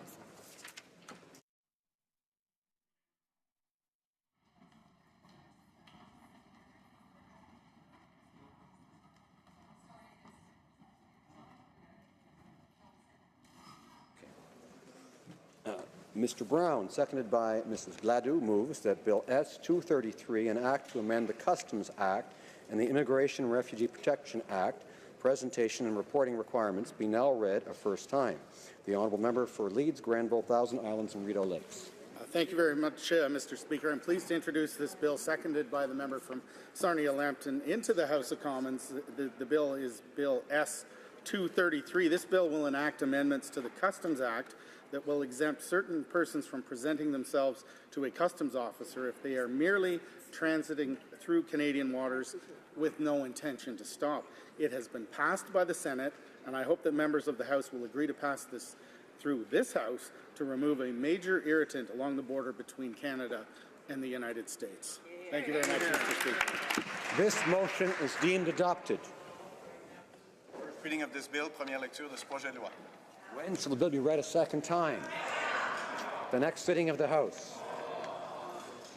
Mr. Mr. Deltel, appuyé par Mr. Paulus. Mr. Delta, seconded by Mr. Paulus, moves that Bill S-231, an act to amend the Canada Evidence Act and the Criminal Code, Protection of Journalistic Sources, be now read for a first time. The Honourable Member for Louis Saint-Laurent. Thank you very much, Mr. Speaker. Indeed, with the support of the constituents of Charlebourg-Haute-Saint-Charles, or my colleague for Charlebourg-Haute-Saint-Charles, rather, it's with great pride that I table this bill. It was unanimously passed by our Senate colleagues, which is a very remarkable feat, carried out by Mr. Claude Carignan. Now, he had noticed that there was an unfortunate situation in Quebec, and so he decided to make a bill and push it through and do the rigorous work that was necessary to do so. And he had the full support of the upper chamber, and it was adopted. So, as a former journalist, like the member for Thornhill, the member for Foothill, the member for Rosemont-la-Petite-Patrie, and the Minister of Foreign Affairs, as a former journalist, I can tell you that today is a historic day. And I hope that this bill will be unanimously passed here, as was the case in the Senate. This motion is deemed adopted. First reading of this bill. When shall this bill be read a second time? À la prochaine séance. At the next sitting of the House. Motions. The Honourable Member for Hamilton West and Castor Dundas. Mr. Speaker, there's been discussion amongst the parties, and I believe that you will find consent for the following motion, that notwithstanding any standing order or usual practice of the House, when the House proceeds to the taking of the deferred recorded division scheduled to take place immediately before the time provided for private members' business today, the first vote to be taken up be the motion on the question of privilege, denial of access of members to the parliamentary precinct raised on March 22, 2017. The Honourable Member have the unanimous consent of the House to propose the motion. Agreed. The House has heard the terms of the motion. Is it the pleasure of the House to adopt the motion? Yes. Carried. Presenting petitions. Présentation de pétition. The Honourable Member for Calgary Confederation. Thank you, Mr. Speaker. Mr. Speaker, I'm pleased to present a petition today from residents in and around Calgary. The petitioners are asking that the government direct funding towards the protection of animals during disasters. They note that in many impoverished parts of the world, animals are a source of milk, food, and asset wealth. Their survival increases the chances of a successful and speedy recovery. Thank you. The Honourable Member for Algona, Manitou, and Kapuskasing. I'm pleased to rise one more time on petitions to the Minister of Transport regarding the Algoma passenger train. The petitioners remind the government that for over 100 years, the Algoma passenger train offered safe, affordable, all-season access to the Algoma wilderness while supporting a strong tourism economy along its route, Mr. Speaker. So, Mr. Speaker, the $2.2 million subsidy that they were getting was netting them over $48 million a year in economic return. As you see, Mr. Speaker, it is extremely difficult time for these communities, and they ask that the Minister of Transport put the Algoma passenger train back in service in order to ensure its mission to serve the public interest through promotion of a safe and secure, efficient and environmentally responsible transportation system in Canada. Thank you, Mr. Speaker. Honourable Member for Calgary Shepherd. Mr. Speaker, I'm tabling this petition with 29 signatures. The petitioners wish to draw the attention of the House to the recent changes by the CRA to categorize private campgrounds and independent storage facilities as specified investment businesses instead of active businesses. This change means that these businesses are facing a crippling tax hike. Petitioners are also reminding the government that running these businesses is not passive. It means earning money is similar to investment, and suggesting this is an insult to the owners and employees that put in many hours of hard work. They also draw the attention of the government that many of these businesses are family-owned and that it requires dedication every day to operate them, and it is an active business. Thank you, Mr. Speaker. Honourable Member for Calgary Rocky Ridge. Thank you, Mr. Speaker. I'm pleased to present a petition in support of my colleague from Calgary Confederation's Private Members Bill, C-316, which was submitted by Tara Withers Norris of Calgary. The petitioners from Calgary and Airdrie are calling on the House to improve the organ donation system in Canada. This would be achieved by making the process to register as an organ donor easier by adding a simple question to our tax returns. Becoming an organ donor is the easiest way to save the life of a fellow human being. These are signatures of Canadians who want to see our organ donor system work better so that we can save more lives every day. Thank you. Member for South Okanagan, West Kootenay. Thank you, Mr. Speaker. I'm rising once again to present a petition from British Columbia residents who point out that mountain caribou are designated an endangered species under the Species at Risk Act, and that the provincial crown lands adjacent Wells Grey Provincial Park in the Clearwater Valley have been designated as critical habitat for that species, and that British Columbia is continuing to allow this critical habitat to be logged. So these citizens are asking Parliament for a protection order under the Species at Risk Act to halt the destruction of this habitat. Thank you. For Bow River. Mr. Speaker, I'd like to present a petition today on behalf of the family of the late Thomas Running Rabbit, members of the Siksika Nation and communities surrounding Siksika, Alberta. The petition is to do with the Canadian family members of Thomas Running Rabbit, who was viciously murdered by Ronald Allen Smith, who is on death row in the state of Montana. They wish him to stay in Montana and serve his sentence. Thank you, Mr. Speaker. Member for Renfrew, Nipissing, Pembroke. Thank you, Mr. Speaker. I'm pleased to present a petition signed by campers who stayed at the Sid Turcotte Park in Mattawa, Ontario, located on the scenic Mattawa River in the riding of Nipissing-Temiskaming.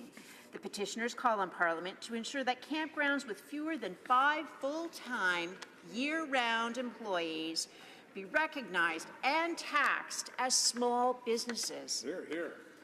Honourable Member for Saanich Gulf Islands. Thank you, Mr. Speaker. I rise to present 2 petitions today. One is over 200 signatures from residents of Quebec, Ontario, and Alberta asking for this Parliament to take action to ensure the labeling of those products that contain genetically modified organisms. They ask this Parliament to adopt legislation so that citizens and consumers will be able to make an informed choice about the products they buy. The second petition, Mr. Speaker, deals with the ongoing concerns before this Parliament of issues of animal cruelty. They call on this Parliament to recognize animals as being more than property, as capable of feeling pain, and moving the animal cruelty crimes from the property section of the Criminal Code to sections that actually recognize that this is a threat that can escalate to be a threat to human life as well. Thank you, Mr. Speaker. The Honourable Member for Nanaimo, Ladysmith. Thank you, Mr. Speaker. I rise today to bring the voice of coastal communities, Nanaimo, Ladysmith, and Nanoose Bay, calling again on this government to act on the long-standing problem of abandoned vessels. The petitioners urge this Parliament to end the runaround, make Coast Guard responsible for directing the removal of abandoned vessels, to fix vessel registration, to build a coast-wide strategy in cooperation with local communities, to act before vessels become an oil spill risk, and to create good green jobs by working with local marine salvage companies. This is based on decades of resolutions from the Union of BC Municipalities, and based on Sunday's announcement is consistent with the platform of the British Columbia New Democrat Party, ready to work in cooperation with this Parliament if this issue is addressed. Thank you. Presenting petitions, présentation de pétitions. Questions on the order paper. The Honourable Parliamentary Secretary to the Government House Leader. Yes, Mr. Speaker, the following questions will be answered today. Question 919 to question 921. Furthermore, Mr. Speaker, if the government responses to questions number Q922 and Q923 could be made orders for the returns, these returns would be tabled immediately. And then finally, Mr. Speaker, I would ask that the remaining questions be allowed to stand. It is at the pleasure of the House that the aforementioned questions be made orders for return, that they be tabled immediately. Agreed and so ordered. And it is agreed that the remaining questions be allowed to stand. Agreed and so ordered. Notice of motions for the protection of papers. The Honourable Parliamentary Secretary. Yes, Mr. Speaker, I'd ask that all notices of motions for the productions of papers be allowed to stand at this time also, please. Agreed. Agreed and so ordered. Orders of the day. Ordre émanant du gouvernement. Projet de loi émanant du gouvernement. Government orders, government bills, commons. Second reading of Bill C-44, Budget Implementation Act 2017. Seconded by Mrs. Chagger, moves that Bill C-44, an act to implement certain provisions of the budget tabled in Parliament on March 22, 2017, and other measures, be now read a second time and referred to the Standing Committee on Finance. Debate. The Honourable Minister of Finance. Mr. Speaker, honourable members, it gives me great pleasure to speak today about the Budget Implementation Act Bill C-44. By supporting this legislation, honourable members are supporting the next steps of our government's plan to strengthen Canada's middle class. Those steps were presented to this House in our second budget, titled Building a Strong Middle Class. Madam Speaker, over the past 18 months, the government has put in place a plan to grow the economy in a way that works for the middle class and those working hard to join it. As a starting point, the government raised taxes on the wealthiest 1% so that we could cut taxes for the middle class. Introduced a new Canada Child benefit that gives more money to 9 out of 10 Canadian families and lifts hundreds of thousands of children out of poverty. And strengthened the Canada Pension Plan to help Canadians have the secure and dignified retirement they deserve. And Madam Speaker, I want to assure Canadians that we're not done. There's still work to do. Cette année, nous fêtons. This year, we celebrate the 150th anniversary of Confederation. If we look beyond 2017, we can see that there are many more challenges ahead. I'd like to draw your attention to what we're doing to support one of Canada's greatest strengths, its well-qualified, hard-working, creative, and diversified workforce.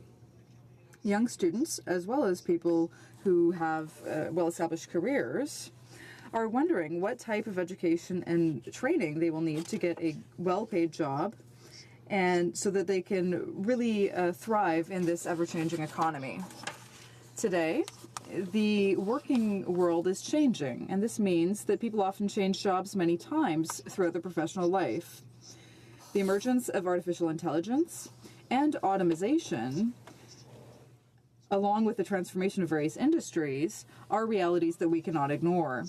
In Budget 2017, our government laid the foundation to prepare Canadians for the economy of tomorrow so that they will have more working options today as well. Madam Speaker, some of these measures are in the bill that we are studying today. Budget 17 provides for investments in skills training so that middle-class Canadians, and in fact all Canadians, will be able to take advantage of these opportunities that they need to succeed now and in the future. By supporting Bill C-44, you will help ensure that Canadians can take advantage of these opportunities to succeed in the economies of tomorrow. I would like to give the House an overview of some of the measures contained in this bill. Madam Speaker, this government is firmly committed to helping Canadians of all ages obtain the training and acquire the skills that they need to succeed in today's economy and in tomorrow's economy. The tax credit for school costs is an important element of this effort because it recognizes that the cost of signing up for post-secondary courses and for skills training is high. Right now, students who follow skills training, professional skills training courses, for example, learning a second language or getting basic training for literacy or numeracy at a college or university, don't have the right to a tax credit for the costs of their schooling.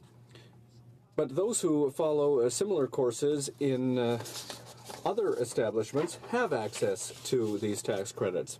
To make conditions more fair, Bill C-44 will increase the number of admissible courses for the tax credit to include professional skills courses which are followed in post-secondary establishments in Canada.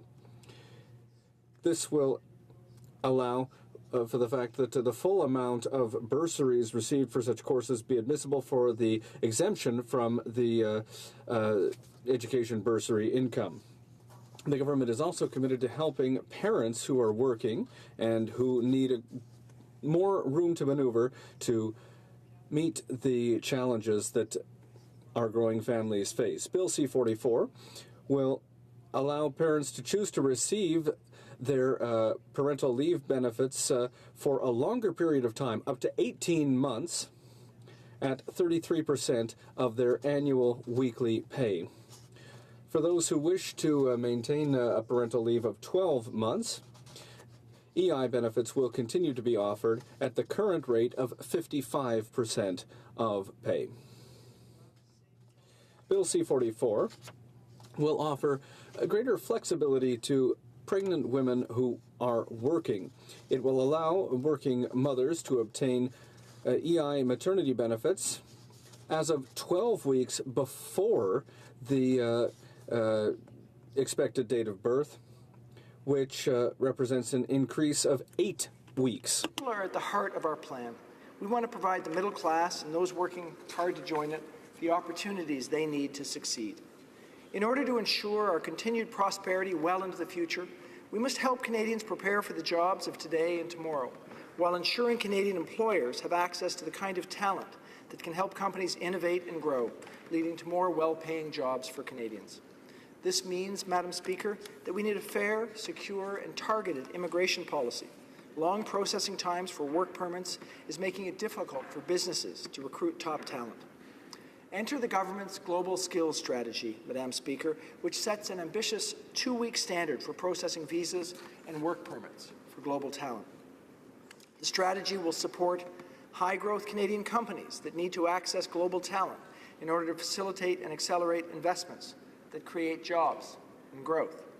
And global companies that are making large investments, relocating to Canada, establishing new production, or expanding production, creating new Canadian jobs.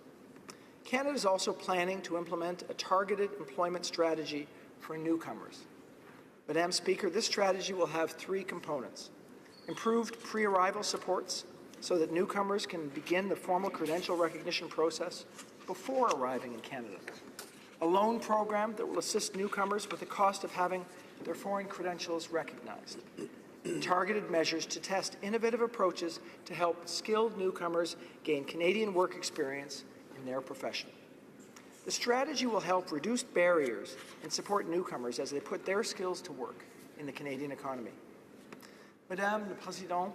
Madam Speaker, His Excellency, the Right Honourable David Johnston, has invited all Canadians to be as welcoming and as caring as possible. He has said that a nation that learns from the past is turned towards the future and looks towards the world with confidence and respect. And a caring nation recognizes that the success of a society is based on its ability to help those who are vulnerable and marginalized. We are a better nation if, when we respect that spirit of solidarity, when we are a Canada that takes care of one another. Here are 3 measures in Bill C-44 which offer more support to those Canadians that need it. This measure is offering support to our veterans. Canada's women and men in uniform have served our country with bravery, honour, and dignity, putting their lives at risk to protect the values we cherish most.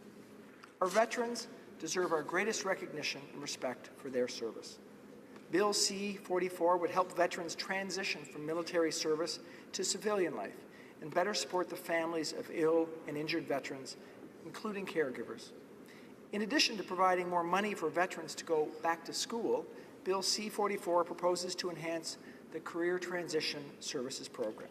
This measure will equip veterans, Canadian Armed Force members, survivors, and veteran spouses and common law partners with the tools they need to successfully navigate and transition to the civilian workforce. Bill C-44 also proposes to provide a more generous benefit directly to caregivers to better recognize and honour the vital role they play in supporting our ill and injured veterans. The second proposed measure is the new Canada Caregiver Credit. The government's taking steps to help improve the current caregiver credit system that applies to Canadians who are caring for their loved ones.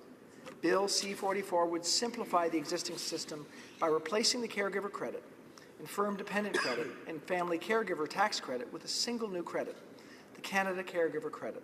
This new, non-refundable credit will provide better support to those who need it the most. The new credit will apply to caregivers whether or not they live with their family member, and it will help families with caregiving responsibilities. The new Canada Caregiver Credit will provide tax relief on an amount of $6,883 in 2017 in respect of care of dependent relatives with infirmities, including persons with disabilities, parents, brothers and sisters, adult children, and other specific relatives. $2,150 in 2017 in respect of care of a dependent spouse or common law partner or minor child with an infirmity, including those with a disability. Families will be able to take advantage of the new Canada Caregiver Credit as soon as the 2017 tax year. The third measure will improve healthcare services to better meet the needs of Canadians. Demand for home care continues to grow. Right now, about 15% of hospital beds are still occupied by patients who could and should be receiving their health care at home, or who would be better served in a community setting. What's more, the majority of Canadians who have accepted to take care of their friends and family are still in the labor market, and most of those are women. Scientific research has made considerable progress to improve our understanding of mental illness and its prevalence. We know now, today, that a large number of Canadians will be affected, directly or indirectly, by mental illness at a certain time in their life. Science shows that it's essential that those who are dealing with mental illness must have access to adequate, timely services. However, in certain regions, wait times to meet with a mental health specialist can be as long as 18 months. When Bill C-44 is passed, the government will grant in 2017-2018 additional funding for home care and mental health services by immediately providing funds to the provinces and territories who have accepted the federal offer of $11 billion over 10 years. The bill before us has concrete measures that deliver on the promises we made to Canadians to strengthen our middle class. I urge the members of this House to vote for this bill for the benefit of all Canadians. Thank you. Questions and comments. The Honourable Member for Louis Saint Laurent. Thank you, Madam Speaker, and I'd like to thank the Minister of Finance for the quality of his French and for his speech. The Minister brought up a number of points, but he forgot some others. One of the most fundamental of those, Madam Speaker, and we'll have an opportunity to discuss this later, but the very nature of this bill, it's a bill that's over 300 pages long. There's 20 sections. So, Madam Speaker, this is clearly an omnibus bill. However, the Minister of Finance and his 180 colleagues in the House of Commons committed in their election platform at page, I'll put on my glasses, at page 32 of their election platform, that they would not use omnibus bills to get around Parliament. Why is the Minister of Finance tabling a bill to implement his budget, which it contains measures that have nothing to do with the budget? Why is there an omnibus bill before us when they committed to not presenting such bills in the election? The Honourable Minister of Finance. Madam Speaker, I think that it's very important for us to have a budget that is really a budget that is going to help our economy, but which at the same time is going to help Canadian families. It's important to have measures which are really going to help our current situation. What I can say right now with our budget, every measure in our budget is a measure that is going to help our economy and which is going to help Canadian families. And everything that is in our bill is a measure that is found in our budget. That was the spirit of our promise, and it continues to be our position. It's very important that every bill, every budget bill, truly be a bill that contains measures that are found in the current budget. Questions and comments. The Honourable Member for Rosemont, La Petite Patrie. Thank you, Madam Speaker. I quote Mr. Harper also used omnibus bills to prevent parliamentarians from studying and debating his plans. We will end this practice in the House of Commons. The Liberal election platform said that, and we're seeing the opposite today. I'd like to ask the Minister of Finance, when it comes to the infrastructure bank, throughout the election campaign, the Liberal Party said that it's time to borrow money, and they were right, because interest rates are low. What they never said, however, was that two-thirds of the money that they were going to use to build our infrastructure was going to come from the private sector, who are going to ask for 7 to 9% in profits and benefits and return on their investment with our public infrastructure. So why has the Liberal Party's strategy changed? Why yesterday were they talking about borrowing at 2% because it was cheap, and now they're going to be filling their friends' pockets with 7.7 to 9% in benefits? The Honourable Minister of Finance. Madam Speaker, from time to time, it's important to look at the facts. So we can start with our investments in infrastructure.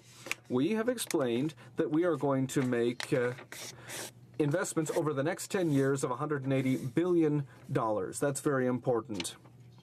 In our infrastructure bank, we explain that there will be $15 billion of that $180 billion. That means, no, that's less than 10%. It's easy to make the calculation. But above and beyond that, we feel that it's important to ensure that we do more with our investments. And that's why it's a good idea, given that interest rates are very low, that we have the possibility of bringing in funds, pension funds and private funds, which will be able to do things with our investments. And we are certain that we can get a very low rate of interest, much lower than that which the member has referred to. And that is our plan. With the $180 billion, we are going to make investments. With $15 billion, we are going to try to get even more money for greater investment to help Canadians across the country. Questions and comments? The Honourable Member for Sarnia-Lambton. Thank you, Madam Speaker, and I'd like to thank the Finance Minister for his well-intentioned speech. With respect to the parental leave adjustments that have been made, really you're taking the same amount of benefit and spreading it over 18 months, which means a person has to live on a third of their salary, and that really isn't going to be very helpful. As the Chair of Status of Women, we've been hearing about what needs to happen in order to get more women into the workforce. And so we've seen models from places like Iceland where their parental leave actually encourages men and women to participate in taking the leave and encourages more women into the workforce. So my question to the Minister is, would he consider amending the parental benefit to do something to actually get women into the workforce? The Honourable Minister of Finance. Well, in fact, Madam Speaker, that is exactly what we are doing. So we're recognizing that families are able to come in all different shapes and sizes. In some situations, families will want to have the mother or the father take 12 months of parental leave. And that's entirely appropriate for that family, and that is the situation that's possible within our current system. We also recognize that for some people, that they might prefer to stretch that out for 18 months because it might make it easier for them to manage the challenge of their particular family situation. So by creating that flexibility, we are allowing people to manage their situation so that they can actually stay attached to the workforce, even if they want to take more time off work. So we believe that we are doing exactly what the member opposite is asking for us to do, and we know that this will help families to better accommodate their individual situations and allow us to have a more effective workforce because people will stay attached to it for the long term. Questions and comments? Questions et commentaires. The Honourable Member for South Okanagan, West Kootenay. Thank you, Madam Speaker. I just wanted to ask through you, the Minister, to point out in the last two election campaigns, in 2011 and 2015, the Liberals clearly promised to set a cap on how much can be claimed through the stock option deduction, but they backtracked on this promise once they were in power. So why did the government decide to renege on its promise to eliminate the tax loophole associated with stock options for CEOs in Budget 2017? Honourable Minister of Finance. Madam Speaker, we believe it's quite important that we have a tax system that's fair, that's efficient, and that's less complex than it is at present. And that's why we looked at the system and made some important observations in this budget and also some plans for what we can continue to do. So we are working on dealing with tax expenditures that benefit a small proportion of Canadians at the expense of all others. We also saw that the area where we believe that there's the biggest opportunity for us to look at is some of the planning mechanisms that go on within private corporations. We saw that some people are actually turning regular income into capital gains income. We saw that some people are putting passive income and gaining advantage through that approach within a corporation. We saw that some people are sprinkling dividends among family members, which was not originally intended. These private corporations have increased dramatically in numbers in our country, and we know that this is important to look at. We'll be releasing a consultation paper in the near future to talk about how we might be able to address this, which will help us to ensure that our tax system is fair for all Canadians. Commentaires, questions and comments. The Honourable Parliamentary Secretary to the Government House Leader. A brief question, please. Very brief. Thank you, Madam Speaker. And I just wanted to pay a compliment to the Minister of Finance on behalf of thousands of constituents of mine, whether they're recipients of the Canada Child Benefit Program or the increases to our guaranteed income supplement. It's really improved the quality of life for many of my constituents. And I'm wondering if the Minister could just provide us some sort of assessment in terms of what impact that has had on our country. A brief response from the Minister of Finance, please. Talk about this for a very long time because the impacts are pretty huge. I want to just take two approaches. First is the impact on people. So this year we will have 300,000 fewer children living in poverty. I think it's worth stopping on that for a minute. What we've also seen is that our economy is doing better. We've actually seen a reduction in unemployment, and we've seen forecasts from organizations like the Bank of Canada that our growth is going to be more than we saw that was going to be even just a few months ago. The things that we're doing are having an impact on the economy, and they're helping Canadians to lead better lives.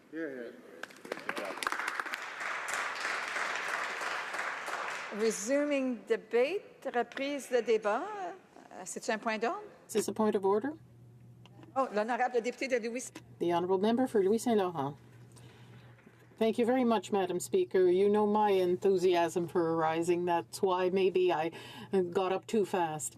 So it's with great pleasure and honour that I take part in this Bill C-44, which implements the main measures contained in the budget that was tabled a few weeks ago by the Minister of Finance. And let's say it was a bad budget. We'll get back to that later, but I do want to point out that this bill, C-44, is an omnibus bill. What does that mean? That means that within measures to implement the budget decisions, the government has decided in a not too subtle way to insert measures that have absolutely nothing to do with the speech made by the Minister of Finance on March 22 here in this House at 4:15, because there was nothing in there about the Investment Bank, Investment Canada, nor a whole series of measures like judges' salaries that we find in C-44. So we'll get back to that a little later. But at the outset, I do want to say something about what the minister said a few minutes ago. He did bring forth a few points, but he missed the main things. Let's talk about these notorious tax changes. The government continues to proudly boast that they're going to make the rich pay. We're Robin Hoods. We're going to get about 1% and give their money to the middle class, etc., etc. Well, Madam Speaker, thanks to the initiative of Senator Larry Flynn-Smith, we managed to get through the Parliamentary Budget Office the real fact. 65% of Canadians will see no change in their taxes. People earning $45,000 or less, and that's really the middle class, people earning under $45,000 will have no changes in their tax. Those who earn about $60,000 will get about $2 more a week. They can get a Tim Hortons coffee once a week. That's what you're going to get as a difference. But those who are the greatest beneficiaries of these changes, supposedly to help the middle class, are those who earn between $140,000 and $200,000 a year. Is that the middle class? No, Madam Speaker. They're about the wealthiest in Canada, and through this budget, the government prefers to give more to the richest rather than help those who earn less than $45,000, the most humble among us. The other thing is help for families. Let's remember, this government, in answer to the question by the member for Winnipeg, who's always saying so many things. I like him very much, but we were talking about changes in help for families. We should remember, Madam Speaker, that when this was put in place over a year ago, the Minister of the Family had forgotten a small detail, a tiny detail. He forgot to include the rate of inflation. He forgot to index these changes. So the result was that if the government had not done its homework, and if we hadn't reminded it, people would have had less money in their pockets by 2020, which is totally unacceptable. It's a minor error. Of course it's an error. Any accountant in any business who forgets to index costs in the budget he prepares would be fired. But this government maintains these people who made this basic mistake, an error that could cost $20 billion more for the Canadian Treasury in coming years. Same thing. At the outset, the minister talked about how his government was generous for pension funds. So two things. First of all, the retirement age. This government made the mistake of bringing it back down to 65 years of age. This is an error pointed out again in the report tabled earlier today about the demographic reality of Canada. For the first time, there will be more seniors than active workers in the labor force. The courageous and necessary thing to do was to increase the age of retirement to 67. But this low-level politicking by this government meant that they brought it back down to 65. May I remind you that the current Minister of Finance, when he was an accomplished businessman, for whom we have a great deal of respect, had written a book about how to administer one's retirement. And when he had freedom of speech before he became a Liberal cabinet minister, he said that 67 was a good age for retirement. What does the current minister do?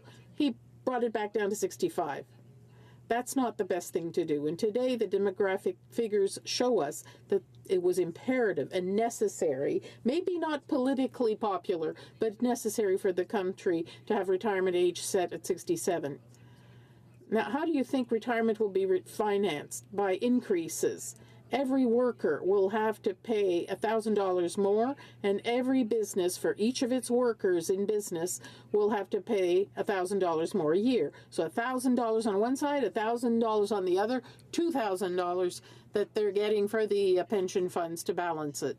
That's going to cost Canadians even more.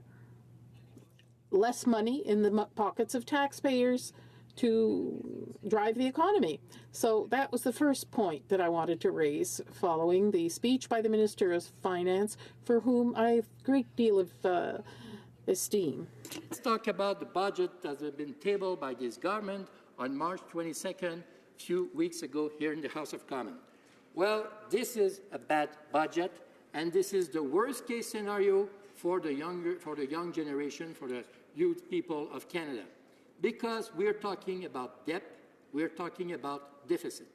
Just this year, the government tabled a budget with a deficit of $28.5 billion. Let me remind you, Madam Speaker, based on the platform that the Liberal Party tabled in the last election, the last campaign, they talk about, here at page 64, we talk about modest deficit, small deficit, around $10 billion a year, and getting back to zero deficit in, oh my God, 2019. Woohoo! Alice in Wonderland. Alice in Wonderland, Madam Speaker, because the reality, what is the reality? The reality is that last year, we had a deficit of $23 billion, on which we shall had the $6 billion of pillow that the government had in the budget, but he used it to erase the deficit, but we're talking about a real deficit of $29 billion, and this year, $28.5 billion. This is what this government give to the youth, to the young generation. This is all wrong for the so-called millennium, Madam Speaker. But worse than that, where is the plan to get back to zero deficit in this country? Where is it? In the platform of the Liberal Party. They talked about zero deficit in 2019. Where is the zero deficit plan? Alors, je veux juste rappeler au... I just want to remind the honourable member that he cannot use props or documents as props. There's a difference between a quote and using the document, holding it in his hands. Thank you. I'm sorry, Madam Speaker, I don't have my glasses. That's why I grab the documents and have them close to read them. It's my fault, Madam Speaker. That's a joke. I'm sure you understood. The reality of the fact, Madam Speaker, that this government has been elected under the HoC, under the program. I wrote the platform to get back to zero deficit in 2019. There is no plan to zero deficit except the people, the civil servant of the Finance Ministry. They tabled a document on October the 10th, so many months before. And the government published this document when? On the December 23rd, just a few hours before Christmas, Madam Speaker. They were so proud of this document, you know, they tabled it, they published it just a few hours before Christmas. And what does this government contain? The zero deficit will be obtained by this government, not in 2019, not in 2020, not in 2030, not in 2040, not in 2050. Getting back to zero deficit in 2055. This is the reality of this government. This is the gift that they will give to the million, to the young generation. Pay, deficit, debt. That's all wrong for Canada, that's all wrong for Canadians, that's all wrong for young Canadians. So this is why, Madam Speaker, this is sincerely a bad budget.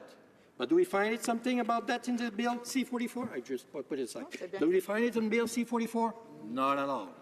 But worse than that, Madam Speaker, they also have new tax. They create new tax. And we know what we're talking about. I talked about a pension plan a few moments ago. Now they create new taxes. I would call it the Friday and Saturday night taxes. They tax alcohol, they tax beer, they tax wine. That's great, you know. For hardworking Canadians, we see all the half of their salary going out to taxes and to taxes for government. They want to enjoy some Saturday and Friday evening with friends. Now they will have to pay more with new taxes. And also, Madam Speaker, what I want to say is that they abolish credit tax that our government tabled for the 9 years that we were in office. Thanks God we were in office for 9 years. Because we give help, we give tools to Canadians, especially to Canadian family, to help themselves. Nous avons mis, Madame la Présidente, Madam Speaker, we put forward tax credits to help families, tax credits to help with school and textbooks. That's abolished. We created tax credits to help families that put their children in sports activities, also abolished by the Liberals. Tax credits for artistic activities, abolished by the Liberals. But, Madam Speaker, who would have believed that now this government abolished a tax credit for public transit users? That is something I never could have seen coming. So the 250 tax credits that exist for families, the Liberal government continues to boast about being green, but they've abolished this tax credit for those who use public transit. Quite honestly, if you had told me that 2 weeks before the budget was tabled, I would have bust out laughing. But no, they abolished it. To cancel and to abolish a tax credit for transit. And this government is talking about green policies, It's quite important to protect our heart, the heart of our world, we shall protect it. I will remember all my life, when the Prime Minister here said a few months ago, I'm here for 3 great reasons, and then he named the name of his children. I'm here to protect, to give to my children a better heart. Oh my God, better heart, yeah. Oh my God, look at the result. They canceled the transit tax credit. All wrong, but so typically Liberal, saying something doing the reverse.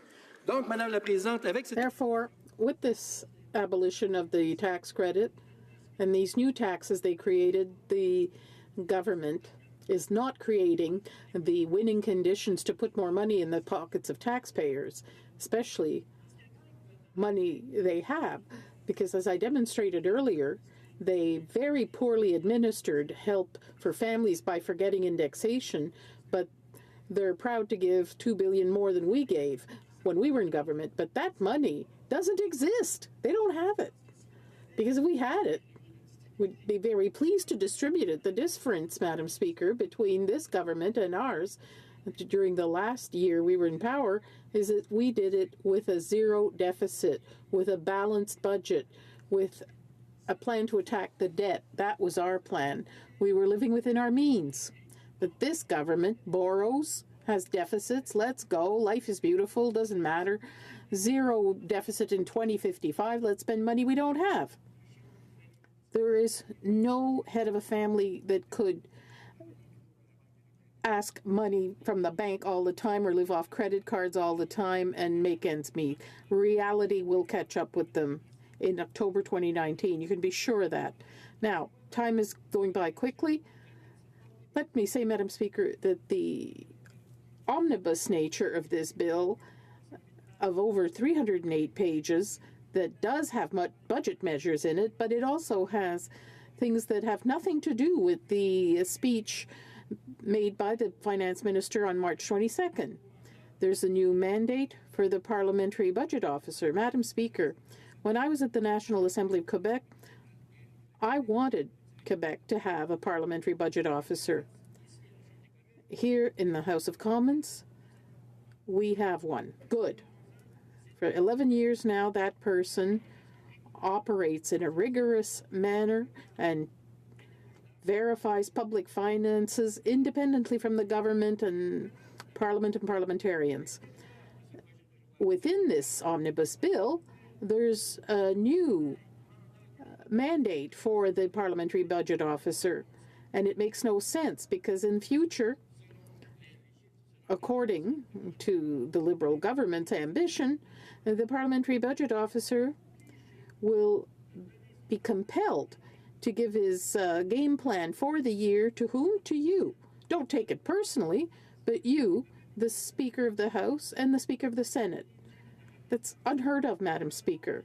Worldwide, there are 17 countries that have a parliamentary budget officer, and only one has something like this, is Korea. If 16 think one way and one thinks another way, maybe the 16 are right. But Canada apparently is getting its inspiration from Korea to give the PBO an obligation to unveil his game plan to the Senate and House of Commons, which makes no sense in our opinion. We're not the only ones who think that. In interviews with Le Devoir, the current parliamentary budget officer said that he fears the politicization of his office. He says, I fear the Speaker of the Senate more than that of the Commons because he's appointed by the PMO, whereas the Speaker of the House of Commons is elected by his peers. He's technically neutral. One is more connected to the BMO than the other. This is Mr. Fréchette, the current PBO, saying that. So let's be cautious here. He's not the only one saying this.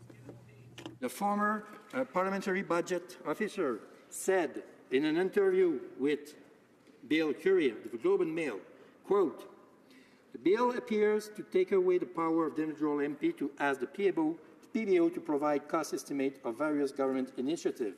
And I quote him again, I would worry under this legislation, based on all the interference we saw from various political actors and bureaucrats, he said, this legislation creates the facade of independence, but on the other hand, it completely takes it away. Ça, Madame la Présidente, c'est pas un conservateur. It's not a conservative saying this. It's the former parliamentary budget officer who says that this measure is a simple facade and will politicize the actions of the PBO, and at worst, that the PBO will not be able to take any initiatives on his own to analyze a given topic. He'll have to define his game plan. that will have to be accepted by the speakers of the House and Senate. That's unacceptable. Throughout the country, voices rose to denounce this new approach that is completely unacceptable. For instance, Manon Cornelier of Le Devoir. I don't think that she's a conservative. She also uses the word facade, and she says that the PBO would no longer be able to initiate studies. I continue to quote her. The Liberals would only give the committee the right to do this, which is fine when you control these committees. And she ends with this: the adoption of these changes that prevents the parliamentarians from being responsible and ensure that all budget bills are subject to party discipline unless, and I'll look at my colleagues opposite while saying this, unless Liberal members stand up and pressure their government to withdraw this reform from the bill and give it to parliamentarians, the Liberals would be advised to do this. Otherwise, they'll end up on opposition benches. It won't only be the PBO that'll be in shackles, they will be too. So this new way of doing things, as proposed by the Liberal government within an omnibus bill, that is to change the way the PBO does things, is completely unacceptable.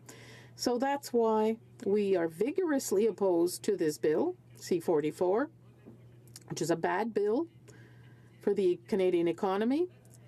It violates the Liberal commitment not to table omnibus bills, whereas within these 308 pages, there are things that were not in the budget speech. So I ask for the consent of the House to table, with the support of the member for Beauport, Côte-de-Beaupré, Île d'Orléans, Charlevoix, the following motion: that the motion be amended by deleting the substitution of this. The House refuses to give second reading to Bill C-44 to execute certain provisions of the budget tabled on March 22nd, 2017, and other measures, given that this bill would increase taxes and would mean that families in difficulty would have difficulty reaching both ends, and we urge the government not to use these measures. Thank you, Madam Speaker.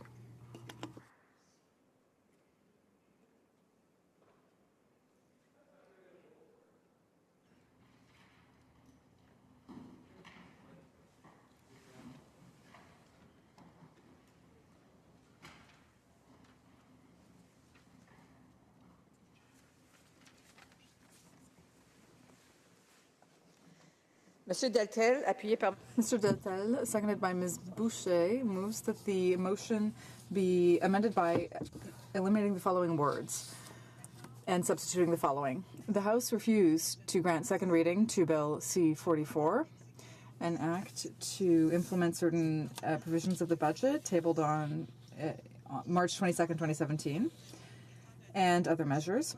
Given that the bill would increase taxes and make families in difficulty have an even harder time making ends meet.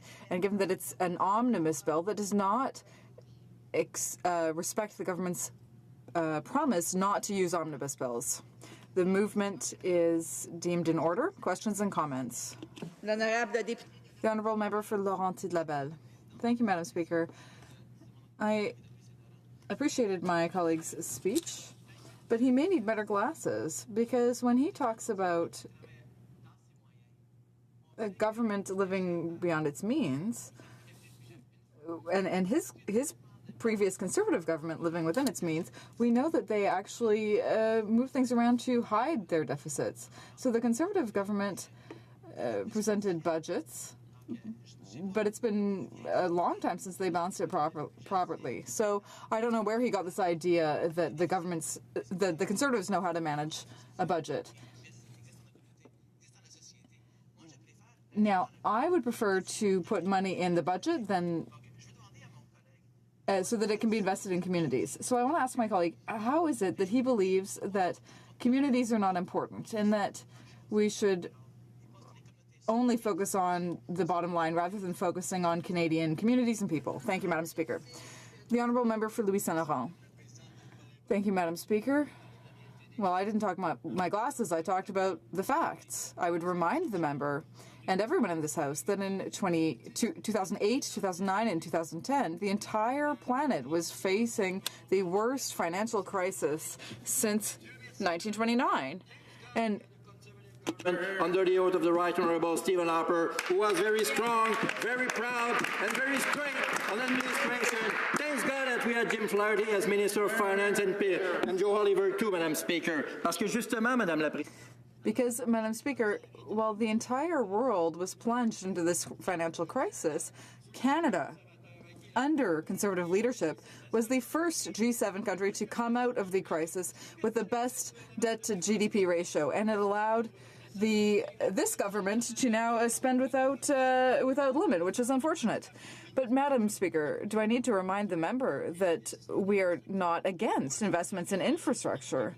Under the leadership of the member for Lac-Saint-Jean, who was infrastructure minister at the time, we put forward a very ambitious infrastructure budget with $80 billion to be invested. Well, now I can hear the people across the way saying, oh, yeah, it's only $80 billion, and we're investing more, but you're running a deficit to do so. I would just remind the member to ensure that he addresses the Speaker and not the government. Questions and comments? The Honourable Member for Rosemont-la-Petite-Patrie. Thank you very much, Madam Speaker, and I thank my colleague for his excellent speech. We agree on some points, not on others, but I'd like to hear him talk about the following. Now, you know, there's a long list of broken promises from the Liberal government, but I want to focus on two broken promises that we don't see reflected in the budget. First of all, the Liberals promised that they would bring back lifetime pensions for injured veterans who were injured in the line of duty. There's nothing about that in the budget. So I'd like to hear him talk about respect for veterans. And secondly, the big job creators in this country, and I think we agree on this, are small businesses, whether it's in the regions or in urban centres like Montreal, Toronto, and Vancouver. The Liberals promised that they would help out small businesses by cutting taxes because they're the ones that really help our communities thrive. But there's no cut for that. So what does my colleague think about all that? The Honourable Member for Louis Saint Laurent. Thank you, Madam Speaker, and I thank my colleague for Rosemont-la-Petite-Patrie. He's a formal journalist. He's very insightful, and I certainly know what I'm talking about because I debated him very closely during last election campaign. Now, Madam Speaker, what are the facts? The current government, Liberal government, promised to reduce the corporate tax rate from 10.5% to 9%, but it's still at the same level. This government failed. Worse, this government is hurting people. They promised to increase pensions for our veterans, but unfortunately, under the current situation, with the Minister of Defense who has dishonored his role and dishonored his title, he hasn't even had the courage to go apologize to his fellow soldiers. He only apologized just outside the House of Commons here, rather than actually facing his fellow soldiers and looking them in the eye. He wouldn't even go meet with his friends and colleagues to apologize. That's the reality of the Liberal government. They don't keep their promises, and they don't respect veterans. The Honourable Member for Tobic-Mactaquac. Close. Fleetwood Port Kells. Oh, sorry. Because if I tried for Fleetwood Port Kells, sorry. Tried to speak French like my colleague, it would be a mess. Let's do a reality check. The Conservatives were in very good shape to withstand what happened in 2008, 2009. You know where I'm going. It's because they were left a pretty healthy balance sheet by successive surpluses. That's okay. But in addition, the problem is that Mr. Harper had us in deficit before the crash. So not only did he plunge us into deficit, he added $156 billion to the national debt. Now, how did he do this? Well, I'll ask for your reflections on this, but first, he defunded government. Everybody loved those cuts in the GST, but that was $14 billion that was difficult for then him to have the means to react and instead put us back into a deeper deficit.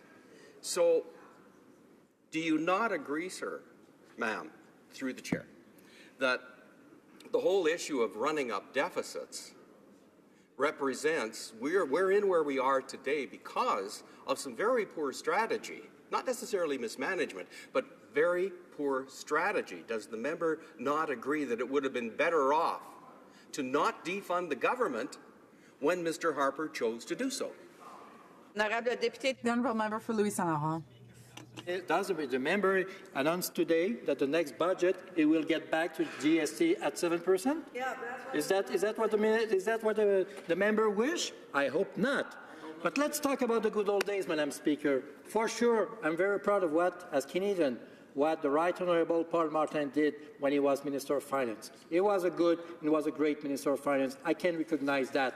And thanks that we had this man to challenge the economy with reality fact and to address the big challenge that we had with huge deficit. But that's not the reality of today. Unfortunately, the successor of the Right Honourable Paul Martin tabled a deficit more than expected, 3 times than expected. That's the reality. But are we surprised, Madam Speaker? Not really. Let me remind you that a few months before the election, what did the actual Prime Minister say in an interview? Le budget s'équilibre. The budget will balance itself. Is that true? A deficit? Is that true? That's not the way to run our personal finance. But the Prime Minister is doing that because he has no respect to the millennium who will pay for the bad administration and the bad judgment and the bad administration of this government. Comments, questions et commentaires. The honourable member for Chatham-Kent-Leamington. Thank you, Madam Speaker. And I want to thank the honourable member from Louis Saint Laurent, one of the greatest orators in this House, I would add. But, you know, I think we're all stimulated and actually shocked by his projections, and not his projections, the projections of the budget, the parliamentary budget officer, who said that our deficit, we would be possibly out of a deficit position in, I believe he said, 2055. So the question that begs an answer, with the trajectory that our government was going, having handed the Liberals a balanced budget with a slight surplus, with that trajectory, where would we be in 2030, let alone 2055? I wonder if he could answer that question. The honourable member for Louis Saint Laurent. Madam Speaker, while speaking of Louis Saint Laurent, let me remind you that he's the one who killed the deficit after the World War II. So I'm very proud to be a member of Louis Saint Laurent. But talking about the direct question of the member, yes, for sure, the civil servant of the Finance Department conclude if the government doesn't change the target, we will finish with zero deficit in 2055. But if it was under the Conservative government, believe it or not, Madam Speaker, if nothing has changed under a Conservative government, thanks to the civil servant of the Finance Minister who gave us this answer, we will get back to zero deficit in 2030. That's the main reality. That's the fact, Madam Speaker. And that's not us who's talking about that. That's the civil servant of the Department of Finance. Order. Conformément à l'article 38. It's my duty pursuant to Standing Order 38 to inform the House that the questions to be raised tonight at the time of adjournment are as follows. Care. The honourable member for Calgary-Nose Hill, Immigration, Refugees and Citizenship, and the honourable member of Selkirk-Interlake Eastman, Foreign Affairs. A point of order, the honourable member for Selkirk-Interlake Eastman. Yeah. Madam Speaker, I'm actually going to provide an amendment to the question of privilege that I originally raised on April the 4th, 2017.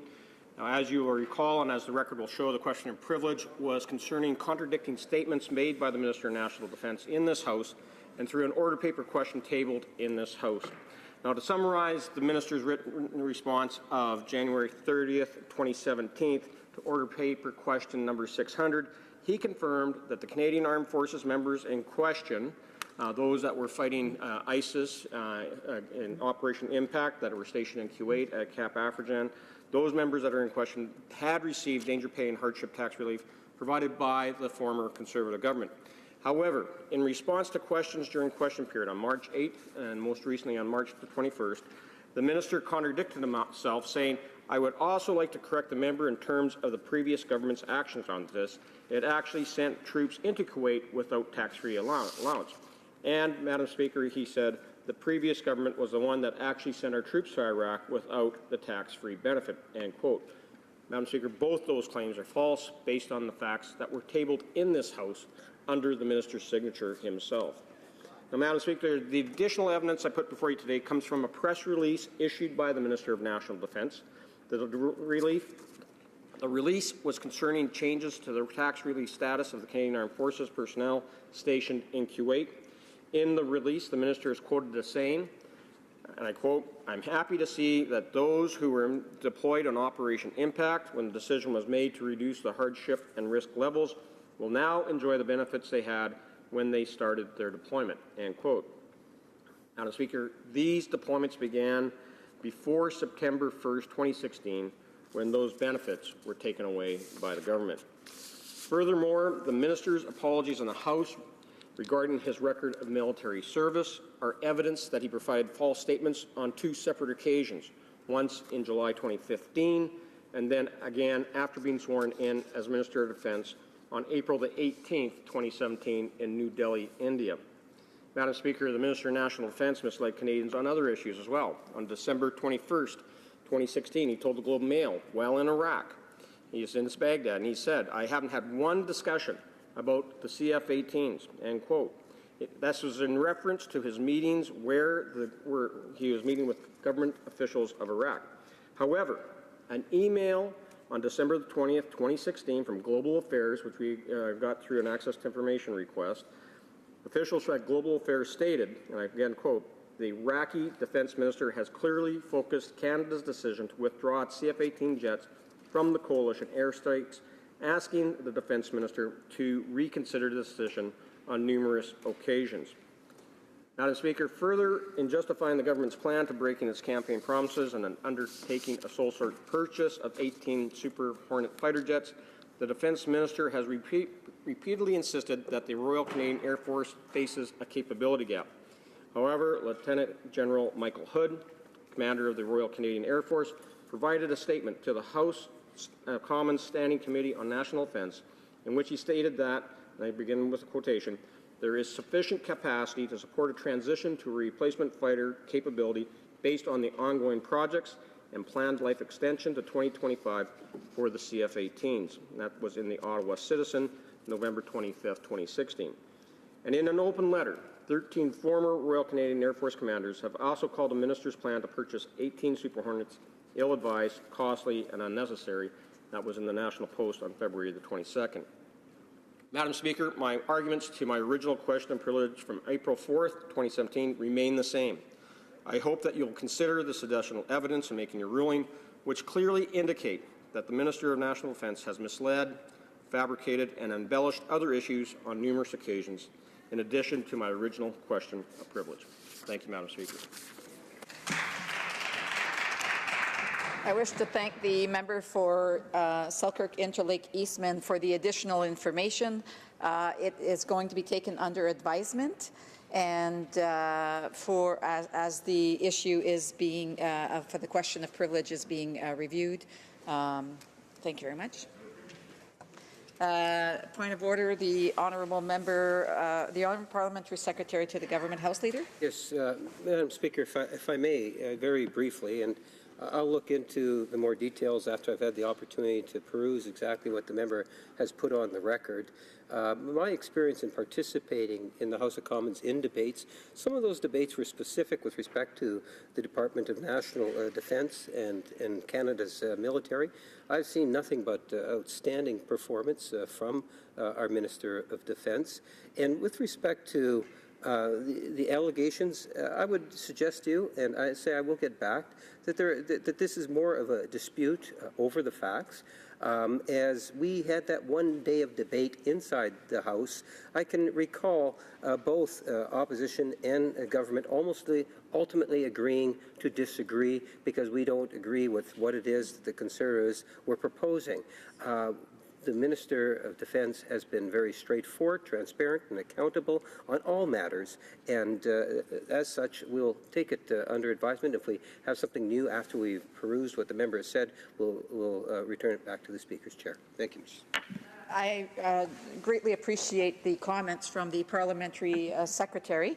Again, a question of privilege was raised. The member for Selkirk Interlakes Eastman provided additional information so that the Speaker can take the information under advisement as the matter is being reviewed and a decision is going to be forthcoming. Resuming debate, reprise de débat, l'honorable député. The Honourable Member for Rosemont-la-Petite-Patrie. Thank you very much, Madam Speaker. Thank you to my colleagues as well. I'm pleased to rise in this House to talk about the Budget Implementation Act. Even if you look at it closely, there are not that many reasons to celebrate. But I'll use the time given to me to focus on a few issues that really concern me and that concern progressive people and the NDP in particular. So I'd like to talk about both the form and substance of the bill. But unfortunately, in both cases, it's bad news. So first of all, in terms of form, allow me to quote a few passages from people who were in this House or were previously in this House. I think that will help give us a bit of context. First, Mr. Harper used omnibus bills to force parliamentarians to end debate. We will put an end to this anti-democratic practice. Who said this? Well, it was in the Liberal election platform. The president of the Treasury Board said in this House on June 9th, 2015, so the current Treasury Board president, said that for years the Conservatives went beyond the limits of what was acceptable in a democracy when you consider the respect that the government should have for Parliament. They made the use of omnibus bills very regular, and someone else also said that the use of omnibus bills undermines the process of committee study and undermines significant legislative changes. And this was a Liberal member as well from the Heritage Committee. I am against omnibus bills. A few years ago, the current government said that they were against it as well. Before, omnibus bills might be 20 or 30 pages, but now there are over 100. Who said that? Well, it was the Liberal member for Bourassa. Well, surprise, Madam Speaker. What is the Liberal government doing now? Well, they're tabling a budget bill that's not 175 pages, but it's 300 pages. And it changes 30 existing laws. It creates 2 new ones. And furthermore, it brings in a bill through the back door, which had already been tabled in this House. That was C-43. What does that have to do with the budget? How is it that they're using this shell game to be able to push through a bill that had already been tabled in this House?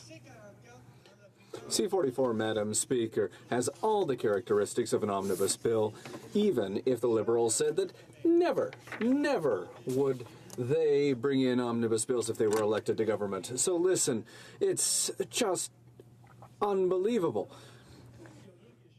if nothing changes, it means that not only are we going to be studying budget measures at the Finance Committee, we're going to be studying the creation of the Infrastructure Bank at the Finance Committee, we're going to be studying amendments to rules for the PBO at the Finance Committee, we're going to be studying amendments to the Immigration and Citizenship Act at the Finance Committee, we're going to be studying amendments to the Labor Act at the Finance Committee, we're going to be studying amendments concerning the appointment of judges at the Finance Committee. We're going to be studying amendments to the protection of food at the Finance Committee. Does that make sense at all?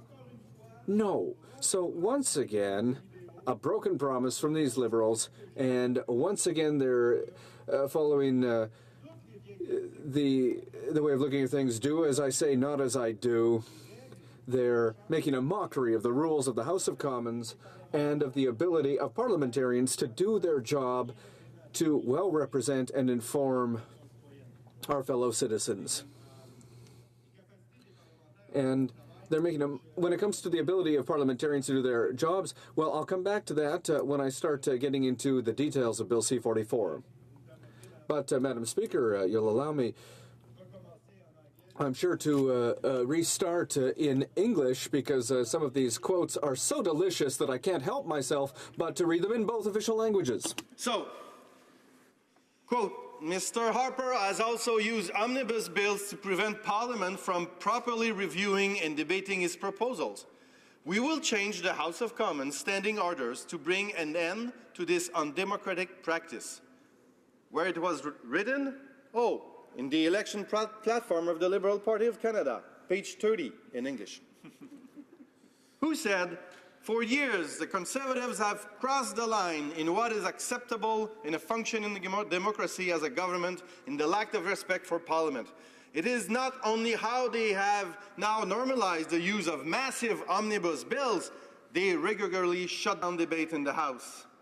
June 9, 2015, it's the actual President of the Treasury Board, who said the government's use of omnibus bills has degraded the committee review process and hidden important legal changes from public scrutiny. The Parliamentary Secretary to the Minister of Canadian Heritage just said that in June 2015. But last but not least, quote, I must tell my colleague that we are against omnibus bills. A few years ago, the current government claimed that it was against these bills, which at the time might have 20 or 30 pages. Now we have a bill with more than 175 pages. Who said that? The Liberal member of Bourassa.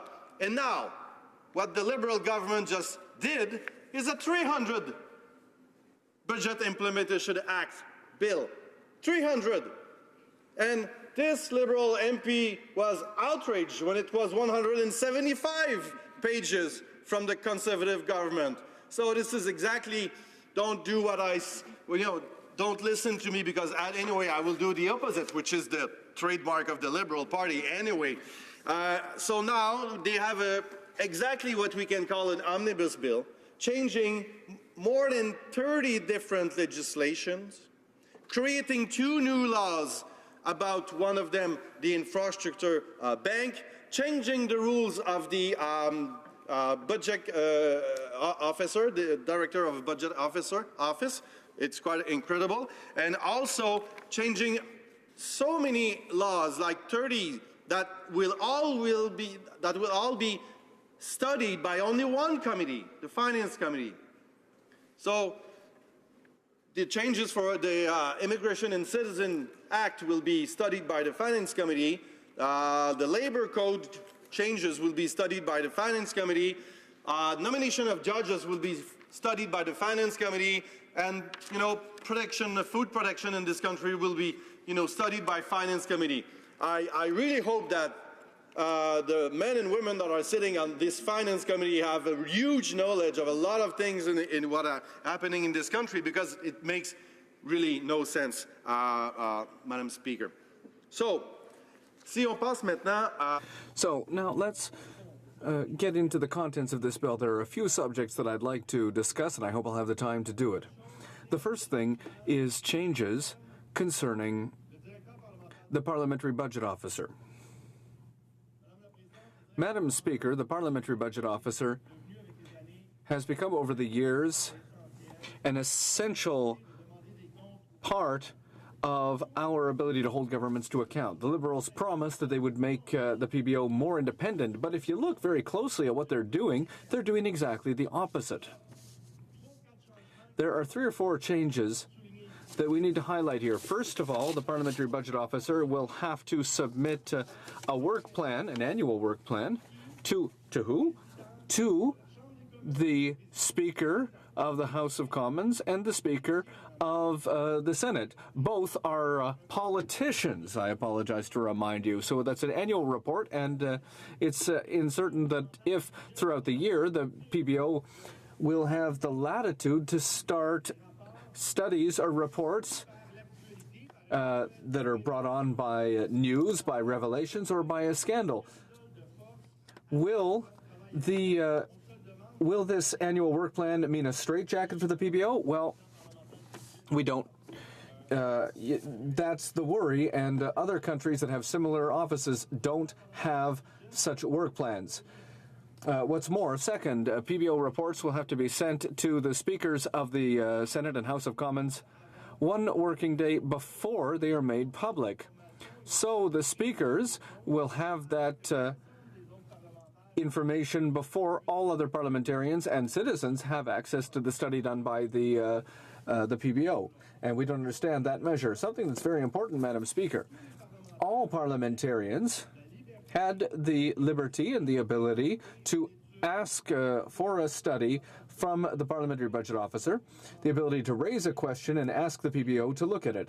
The Liberals want to take away that power. They want to take away this right of parliamentarians, which means that any request for the PBO needs to be connected to a proposal, a bill, or a motion that a member has already tabled or which has been debated in the House, which means that with those rules, we wouldn't have been able, when this happened in the past, we wouldn't have been able to ask the PBO to verify the cost, for example, of the F-35s. That wouldn't have been possible under these rules.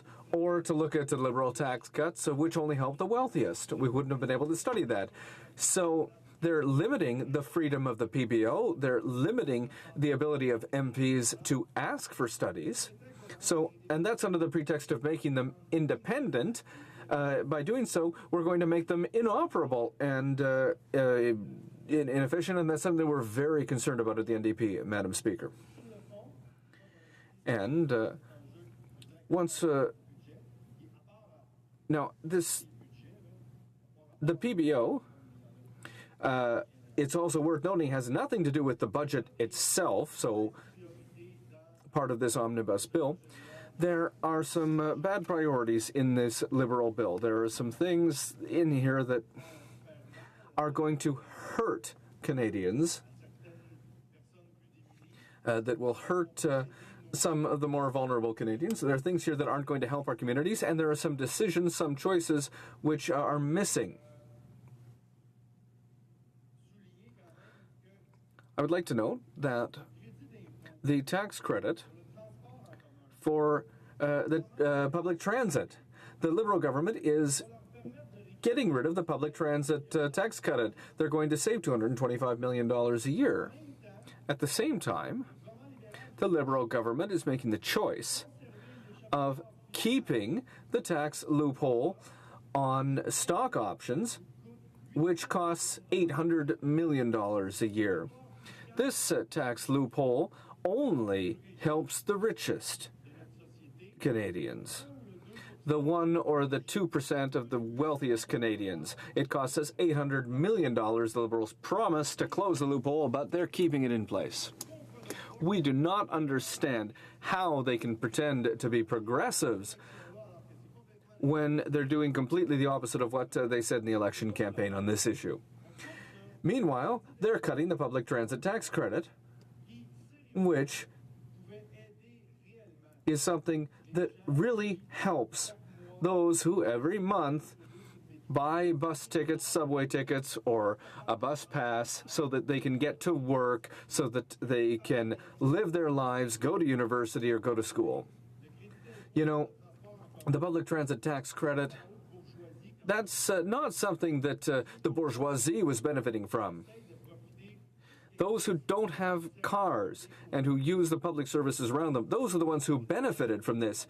Madam Speaker, in my office, every year we have a tax clinic. We have a tax clinic where people with low income sign up, and myself and other volunteers, we help them fill out their tax declarations, their tax forms. Most people who come to see us are people who are on social assistance. They're persons with disabilities or sometimes seniors on low income.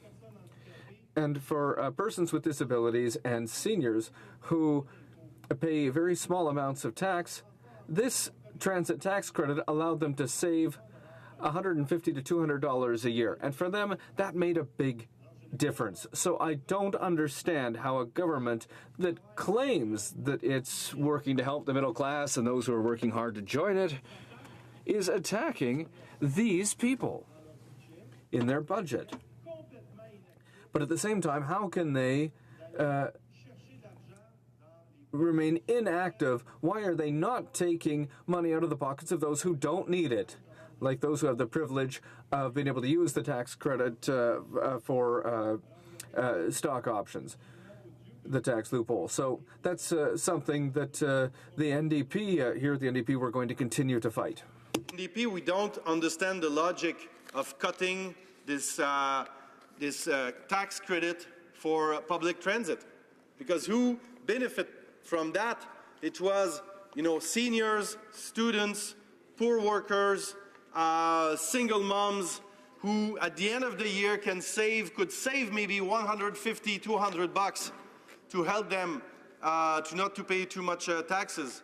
But at the same time, the Liberal government have chosen to keep the loophole for, CEOs of big companies who can avoid some taxes representing $800 million a year, money that we are losing. So this is who the Liberal government is helping, and he's hurting the people who are trying to make ends meet and take the subway and the bus every day and every week, and so they are attacking them. I don't understand the logic of that government, who are repeating all day long that they are there for the middle class and those who are trying to get there, but they are not doing any action in this budget to help them for real, Madam Speaker. Shameful. Yeah, you're right. It's shameful. It's going to hurt poor people, and I really don't get it. I will be quite glad, Madam Speaker, to get back in my writing and tell that story to my constituents. The Liberal government is also in BEA putting a new legislation that will create the Infrastructure Investment Bank. And we are really, really worried about that move. Why? During all election campaign, the Liberals were saying we are experiencing a deficit in infrastructure in this country, and we agree. And they said the interest rates are so low that this is time for government to get some money from the market at 2% of interest, really low rate, and to take the opportunity to invest in our communities and build new infrastructure. Looks good and logical, coherent. But now, surprise, surprise, who's going to be the big player in this bank? It's the private sector. Private sector who are there to make profits, to make money, not to serve the public. So, instead of borrowing money at 2%, we will have private investment who will ask for profits of 7, 8, 9% per year. So it will be the taxpayer who will pay for that. The infrastructure will cost more at the end, and during that time, we can expect a lot of new fees to take the highway, to go to the airport, or to take a bridge, if the airports are still public, which is not quite sure right now. They will probably sell the airports to start their bank. Une des préoccupations qu'on a.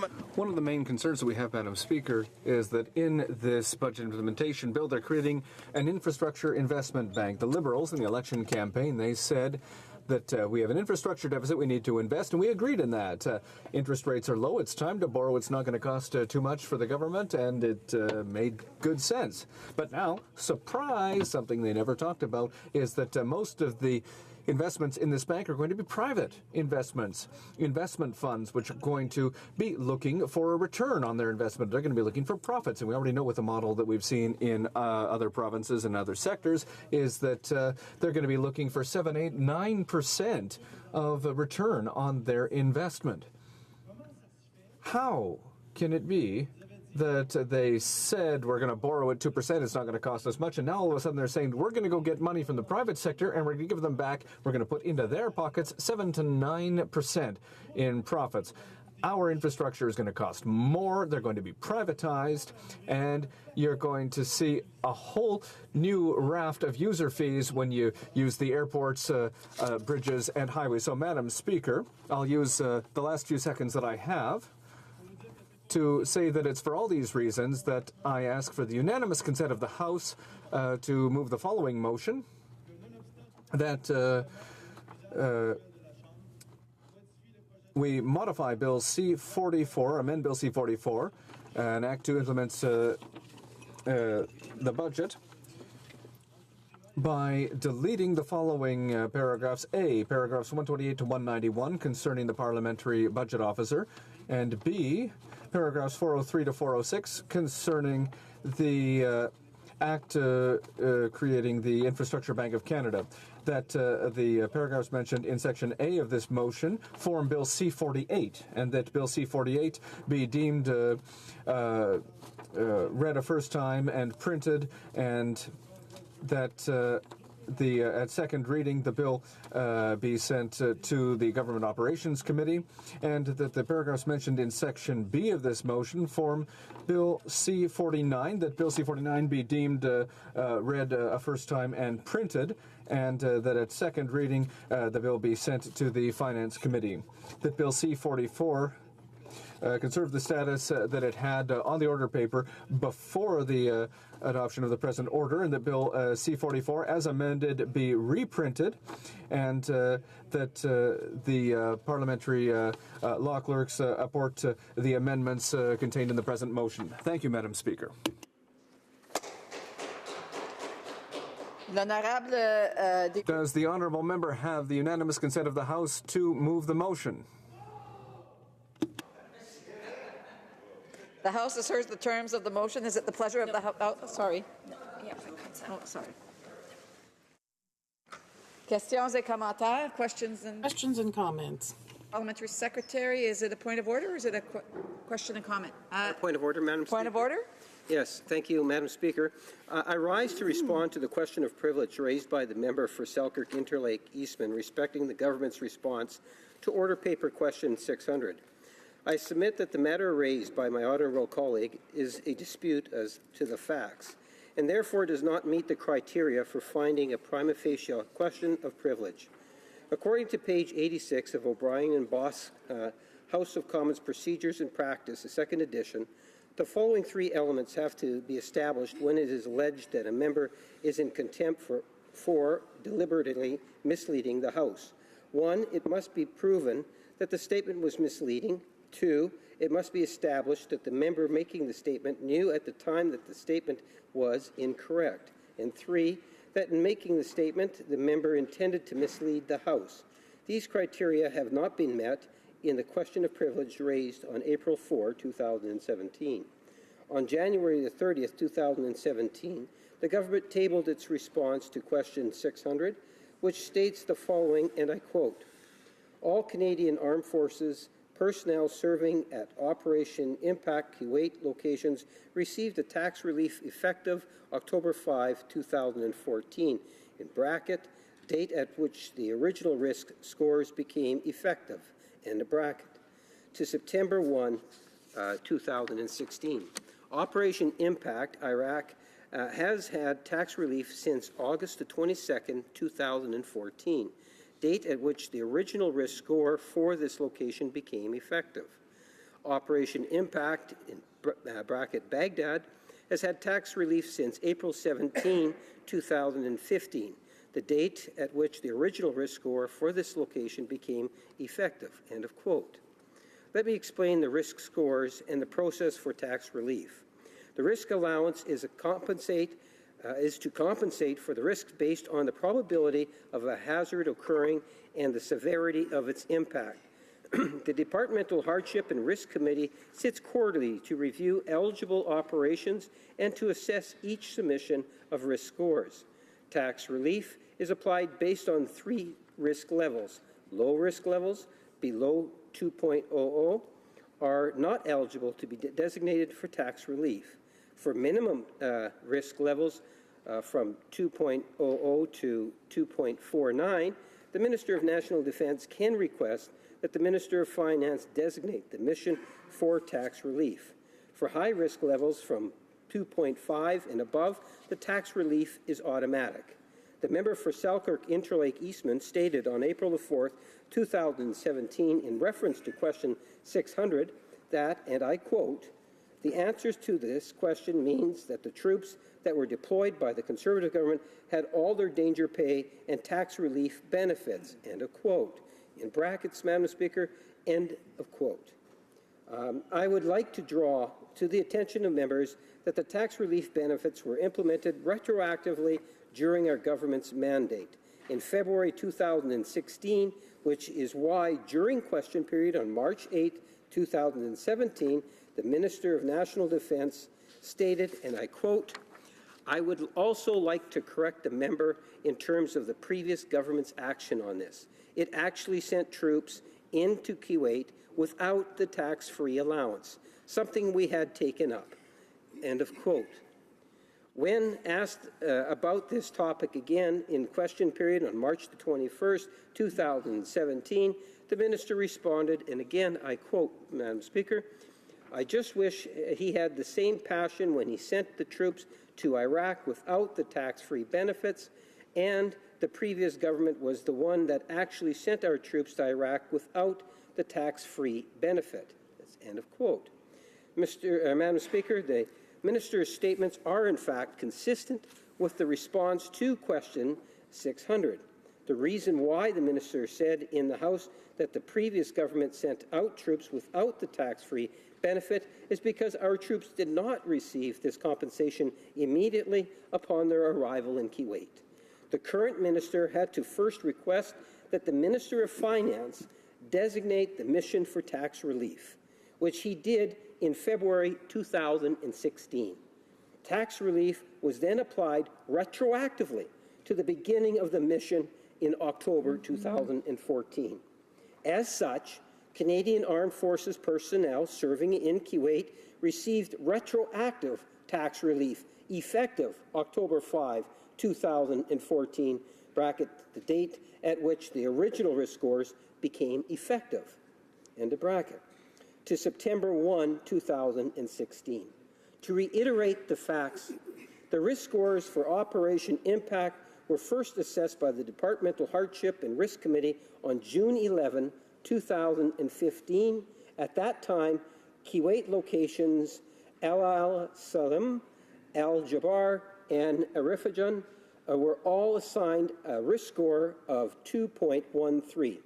Because their risk score were greater than 2.00 but less than 2.50, on January 26, 2016, the Minister of National Defence requested the Minister of Finance designate Operation Impact Kuwait locations for tax relief. The Minister of Finance concurred with the request on February the 16th, 2016, and the tax relief was applied retroactively starting October 5, 2014 as well. Allegations of breach of privilege are often dismissed as disputes as to the facts. For example, on May 7, 2012, Speaker ruled on the question of privilege regarding statements respecting the proposed acquisition of F-35 fighter jets. He referenced page 510 in the House of Commons Procedures and Practice, 2nd edition, states, and I quote, The Speaker, however, is not responsible for the quality or content of replies to questions. In most instances, when a point of order or a question of privilege has been raised in regard to a response to an oral question, the Speaker has ruled that the matter is a disagreement among members over the facts surrounding the issue. As such, these matters are more a question of debate and do not constitute a breach of the rules or of privilege. Therefore, on May the 7th, 2012, the Speaker ruled, and again I quote, Madam Speaker, according bound as I am by the very narrow perimeters that apply in these situations and without any evidence that the House was deliberately misled, I cannot arrive at a finding of prima facie privilege in this case. End of the quote. In this decision, the Speaker referenced two rulings of Speaker Milliken. The first, from January the 31st, 2008, is found at pages 2434 and 2435 of debates.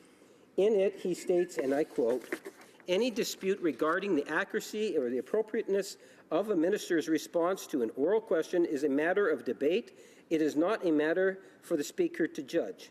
The same holds true with respect to the breadth of a minister's answer to the question in the House. This is not for the Speakers to determine." End of quote.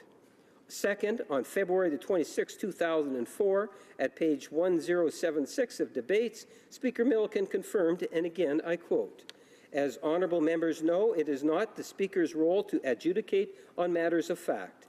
This is something on which the House itself can form an opinion during debate." End of quote.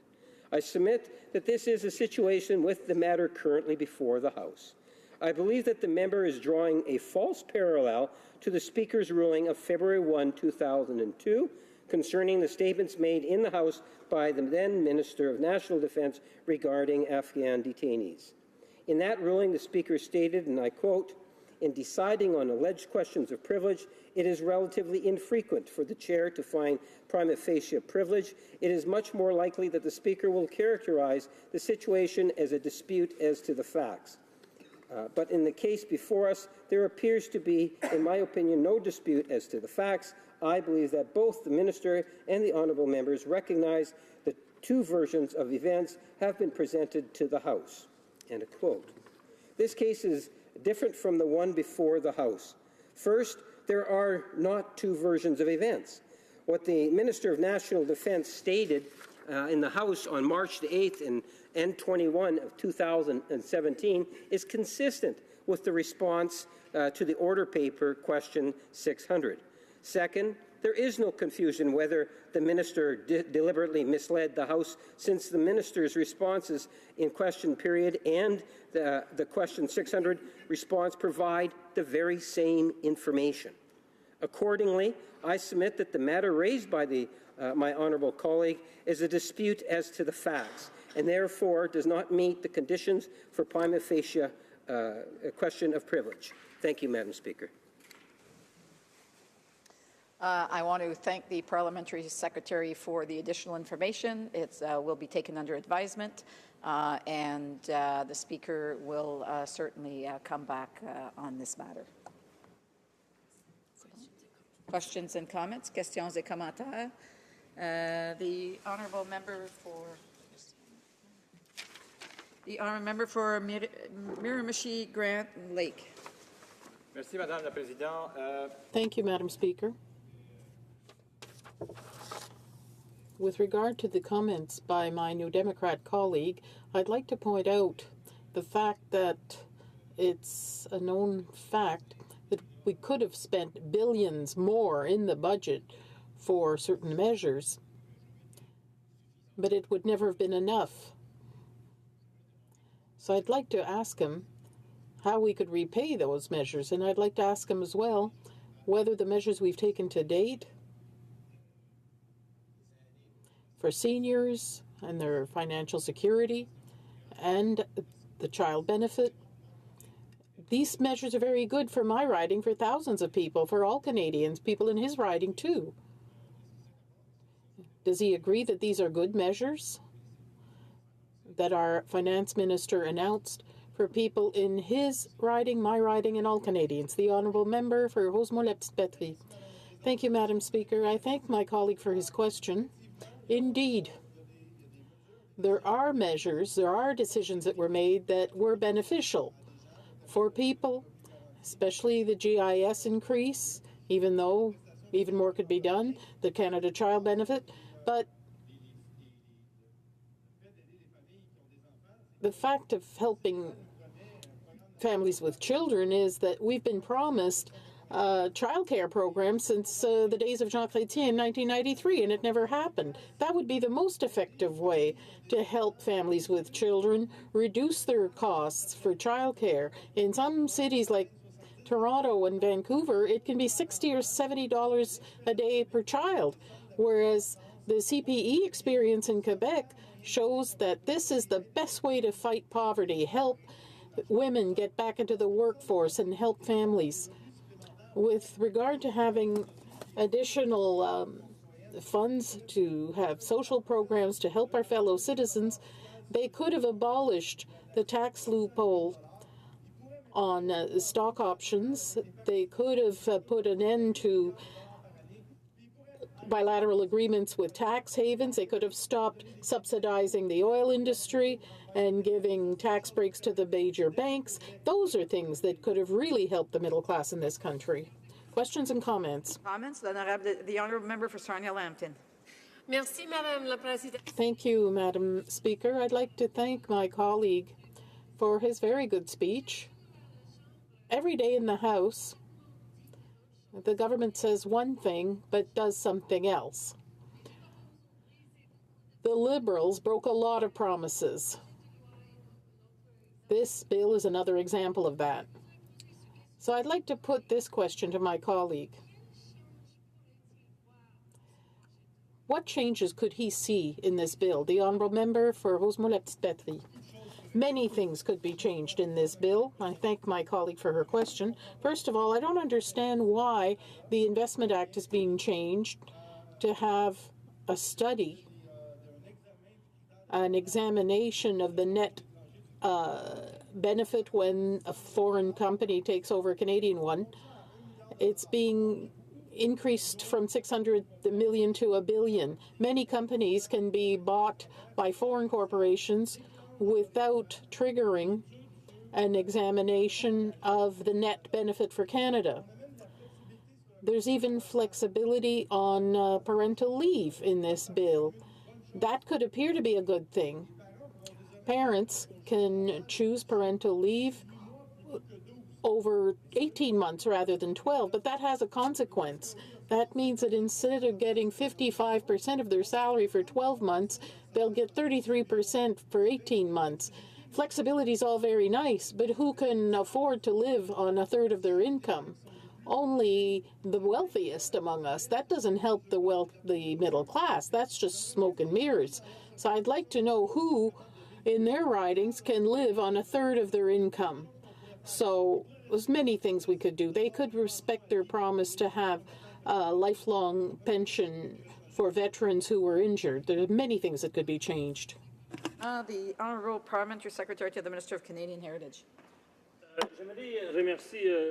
I'd like to thank my colleague opposite for his comments and his speech, but I'd like to put a question to him about the fiscal situation he pointed out when it comes to public transit tax credits. That there are people that are in need, accepted. What was mentioned in my colleague's comments is that he's serving those people that are in need with tax clinics in his riding, accepted. Great initiative. I do the same thing in Parkdale Hyde Park. But I think what is missing and what I'd like a response from my colleague on is this point, which is that the tax credit for monthly transit passes was not a refundable credit. It was only a claim that could be made for those persons who are in a situation where they were paying taxes. So for the very low-income people that he is trying to serve, that I'm trying to serve, that we are all trying to serve, that tax credit was actually inapplicable. And does he think it is not more important to actually invest $21 billion, as our government is doing, in transit around this country to increase the number of subways, streetcars, and buses in places like Montreal to serve those very low-income people that actually had no access whatsoever, particularly if they couldn't even afford a monthly pass but could only pay on a daily basis for transit? Merci beaucoup. Honourable member for Rosemont-la-Petite-Patrie. I thank my colleague for his question, which is a very relevant and legitimate one, I must say. But we mustn't just swallow everything the government said about these $11 billion investments in public housing or whatever amount on public transit. Well, a lot of these amounts are being promised after the 2019 or 2023 elections. There's very little chance that people will see the color of this money because many budgets, many governments could happen between now and then. I do prefer refundable tax credits, which are more progressive and that help the least fortunate. But my experience is that seniors with low incomes who are paying very little tax, or workers who paid very little tax because they had low incomes, some of them could benefit from that tax credit, even if it was non-refundable. Sometimes it was the only thing they had to reduce the taxes they paid every year. It wasn't perfect, but it did truly help people in our communities, and I fail to understand why the Liberals are abolishing that. Our member for Courtenay Alberni. Madam Speaker, I want to thank the member from Rosemont Le Petit Patrie for talking about affordable housing. You know, we saw in this budget, and the government takes pride in saying that they've announced $11 million for affordable housing, but when you look at it closely, it's going to be $20 million in the first year, $300 million before the next election, and the bulk of it's going to be after the next election. This is while we have a housing crisis in southwestern British Columbia, in the GTA, and across Canada. People can't find a place to live. In Courtenay Alberni, in my riding, for example, the vacancy rate is less than 0.5%, Madam Speaker. There's an organization called Dawn to Dusk. They're dealing with people on the street, homeless people, and they're saying we're in a crisis situation, Madam Speaker. At the same time, this government is protecting shareholder stock option loopholes that are costing us $800 million a year. So they're choosing CEO stock option loopholes over people who need a place to live. Madam Speaker, maybe the member could talk a little bit about what $800 million could do this year for people that need a roof over their heads. Thank you, Madam Speaker. The Honourable Member for Rosemont Le Petit Patrie. Thank you, Madam Speaker, and I thank my colleague for his excellent question. Indeed, politics means choices. Unfortunately, we have a Liberal budget that makes bad choices or that is delusional. They're claiming to do something, but it'll have no impact. The affordable and social housing issue is an excellent example of that. As my colleague specified, it all looks very nice. They can brag about it. They're going to invest $11 billion. But when you understand it's over 11 years, and what will really be spent this year is about 1% of the promise being made and the commitment in the budget, you realize that the concrete effect it'll have in our communities is that perhaps we'll be able to build 4 or 5 low-income housing units throughout Canada, and there'll be no more money until next year. Resuming debate, the Honourable Parliamentary Secretary to the Minister of Canadian Heritage. Thank you very much, Madam Speaker. I'll be sharing my time with the member for Winnipeg South. On Budget 2017, I want to address key parts of the budget that I know will have an important and lasting impact on my riding of Parkdale High Park in Toronto. Since October of 2015, Madam Speaker, I've heard loud and clear from my constituents about the issues that matter to them the most. And I know that Budget 2017 will help to address their concerns and the concerns of all Canadians. Madam Speaker, one of the most important issues to residents of my riding is access to housing. Since being elected, I've met with the Canadian Housing Renewal Association and the Cooperative Housing Federation of Canada. I've also heard about this issue knocking on doors and in meetings with constituents and with key stakeholders in my riding. In Parkdale High Park alone, there are 5 co-op housing units that provide much-needed accommodation to low-income residents. The members of Dufferin Grove Housing Cooperative, Swansea Village Co-op, Howard Park Cooperative Housing, Spencer Avenue Co-op Housing, and John Bruce Village Housing Co-op have spoken to me and my staff about the critical need to ensure affordable housing stock in our cities. I'm acutely aware of how urgent the housing crisis is, not only in Parkdale High Park, but right around this country, Madam Speaker. And I also know that housing is foundational. What I mean by that is that if we address people's housing needs, they will have better health outcomes, better educational outcomes, better economic outcomes. On March 29th, Madam Speaker, I held a standing room only town hall in my riding on housing. I heard firsthand from residents of Parkdale High Park about just how important it is for our government to resolve the affordable housing issue and to work with local partners to make that happen. I'm proud that Budget 2017 will start to do just that. Budget 2017 makes a historic $11 billion commitment to housing in this country. Combined with $4 billion in base funding, Madam Speaker, this brings the total to $15 billion that our government has committed in the first 2 years of our mandate to launch a much-needed national housing strategy. What that will mean, Madam Speaker, is access to more affordable housing for residents in Parkdale High Park. The $15 billion in the aggregate will include the following investments: $5 billion for a national housing fund to address critical housing issues and prioritize support for vulnerable citizens. And who are those, Madam Speaker? Those are seniors. Those are Indigenous persons, survivors fleeing situations of domestic violence, persons with disabilities, those dealing with mental health addiction issues, and veterans. $3.2 billion for renewed federal and provincial partnership on affordable housing. $2.1 billion to expand and extend the homeless partnering strategy beyond 2018-19. Madam Speaker, in terms of my second component, I'd like to underscore families and childcare. I'm the husband and father of 2 young children. My boys are 3 and 6, Madam Speaker. My riding of Parkdale High Park is home to countless families just like mine. These families have reached out to me to talk to me about our government's first act, which was to cut taxes for Canada's middle class. They've also welcomed the Canada Child Benefit, which targets tax benefits to those that need it the most, benefits that are tax-free, Madam Chair. For those raising children in Parkdale High Park and around the country, our first budget last year provided an initial $500 million for early learning and childcare.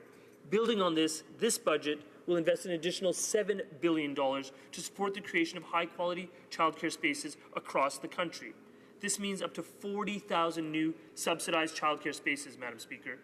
What does this mean for Parkdale High Park and ridings around the country? It means more options for parents who are literally fed up. And, Madam Speaker, it is with actual experience, from personal experience and also from others in my riding that I know about, people who sign on to countless childcare waiting lists literally the moment they conceive a child. Those people need more supply of much-needed daycare spots, and they need options that will make it possible for them to return to work, including for women to return to work, Madam Speaker, because that's something that this government firmly believes in.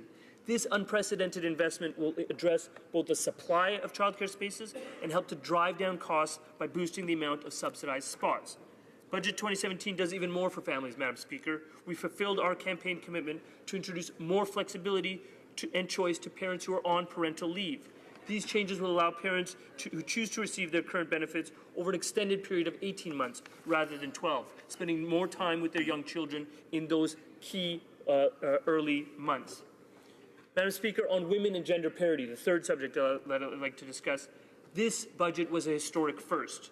For the first time in Canadian history, in 150 years, Madam Speaker, for the first time a federal budget included a gender statement. This statement reflects the impact of programs across government on women, and it reflects our commitment as a government to ensuring that the goal of gender equality permeates every single thing we do as a federal government. Madam Speaker, as an example, we believe that women deserve to feel safe, supported, and protected in communities. So on top of our historic childcare investment. So I was heartened to see $100.9 million allocated in this budget over the first 5 years and $20 million thereafter to establish a national strategy to address gender-based violence. In the past, I've supported work on this issue in my riding of Parkdale High Park, particularly at the Redwood Shelter, a shelter for women and children fleeing violence. I've seen the amazing work being done in my community at places like the Redwood, but I've also seen firsthand the critical need for investment and resources to end gender-based violence. But Budget 2017 does more, Madam Speaker. It addresses the critical need for funding for women abroad. I'm also very proud that our government has endorsed what is known as the Dutch Initiative and will be dedicating $650 million in international aid to the education of women and girls and to empower women to maintain control over their reproductive rights. I'm proud to serve in a government with Canada's first ever gender equal cabinet, a government that has introduced Bill C-25, which will improve diversity on corporate boards in the private sector. We know more needs to be done, Madam Speaker, but Budget 2017 is an important step in the right direction to achieving true gender equality across all government programs. Madam Speaker, the fourth area is Indigenous persons. In my role as Parliamentary Secretary to the Minister of Heritage, I'm committed to our goal of rebuilding and repairing our relationship with Indigenous persons and supporting the preservation of Indigenous language and cultures. The mandate letter of the Minister of Heritage has an express commitment to provide funding and indeed to enact legislation to promote, preserve and enhance Indigenous languages, and I'm honoured that the Honourable Minister has asked me to assist her with this very project. But building on the significant investments in Budget 2016, Budget 2017 will continue the important work of true reconciliation with Indigenous persons. We're establishing a new fiscal relationship that lifts the 2% cap on annual funding increases and move towards sufficient and predictable funding for First Nations communities. Le budget de 2017 prévoit... Budget 2017 includes $225 million for affordable and culturally appropriate housing for Aboriginals. The budget also includes $300 million for building new housing and helping territorial governments improve housing conditions. This funding will help around 3,000 families find appropriate and affordable housing. The budget provides for $225 million for Aboriginal housing off reserve as well. $1 million to improving health for First Nation and Inuit, including $305 million for the non-insured health benefits program. We are targeting mental health for First Nations and Inuit. $204.2 million will go to improve mental health services. We are building our commitment to home care by investing $184 million for palliative and home care for First Nations and Inuit communities. Madam Speaker, the fifth area is transit and infrastructure. In my riding of Parkdale High Park, I've heard time and again about the need for infrastructure investments in Canada, particularly to get people moving to work and to school. Budget 2017 delivers on this important commitment. In Budget 2017, we've committed $20 billion over the preceding decade in partnership with over the successive decade in partnership with the provinces and territories for public transit projects that will shorten commutes, decrease air pollution, and allow Canadians to spend more time at home with their families. What does that mean in Parkdale High Park, Madam Speaker? It means more subways, more streetcars, more buses. It means access to more transit and greener transit, because our budget commitment also includes $21.9 billion in greener infrastructure, Madam Speaker. And the last subject that I want to talk about, Madam Speaker, as I conclude, is vulnerable Canadians. What is this budget doing for vulnerable Canadians? Well, there's a new health agreement. There's $5 billion for mental health around the country and $6 billion for long-term care. For low-income families, there is a dedicated fund that will be established of $13 million to provide access and affordable access to the internet for low-income families. What does it do for asylum seekers, Madam Speaker? There's legal aid for refugee applicants. I hear about this time and time again in Parkdale High Park that we want to establish an open and compassionate program accessible to all. The money's dedicated of $60 million over 5 years to enhance people's access to the refugee system will do just that. There's money dedicated to those who are victimized by hatred. We've doubled the security infrastructure program. There's money dedicated to newcomers who have problems integrating because their foreign credentials aren't being recognized. $27 million dedicated to foreign credential recognition. And Madam Speaker, for the LGBTQ2 community, $3.6 million to promote and to protect and promote equality for people of different sexual orientations. This government reflects a commitment to progressive values, to housing, to Indigenous persons, women, families, and our most vulnerable. I will be supporting this budget, Madam Speaker. I urge everyone in this House to do the same. Merci beaucoup.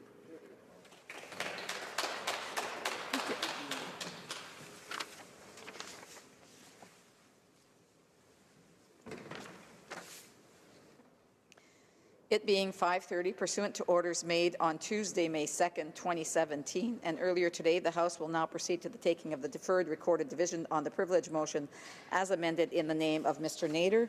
The Parliamentary Secretary to the Minister of Canadian Heritage will have 5 minutes of questions and comments. 5 minutes of questions and comments the next time that this issue is before the House.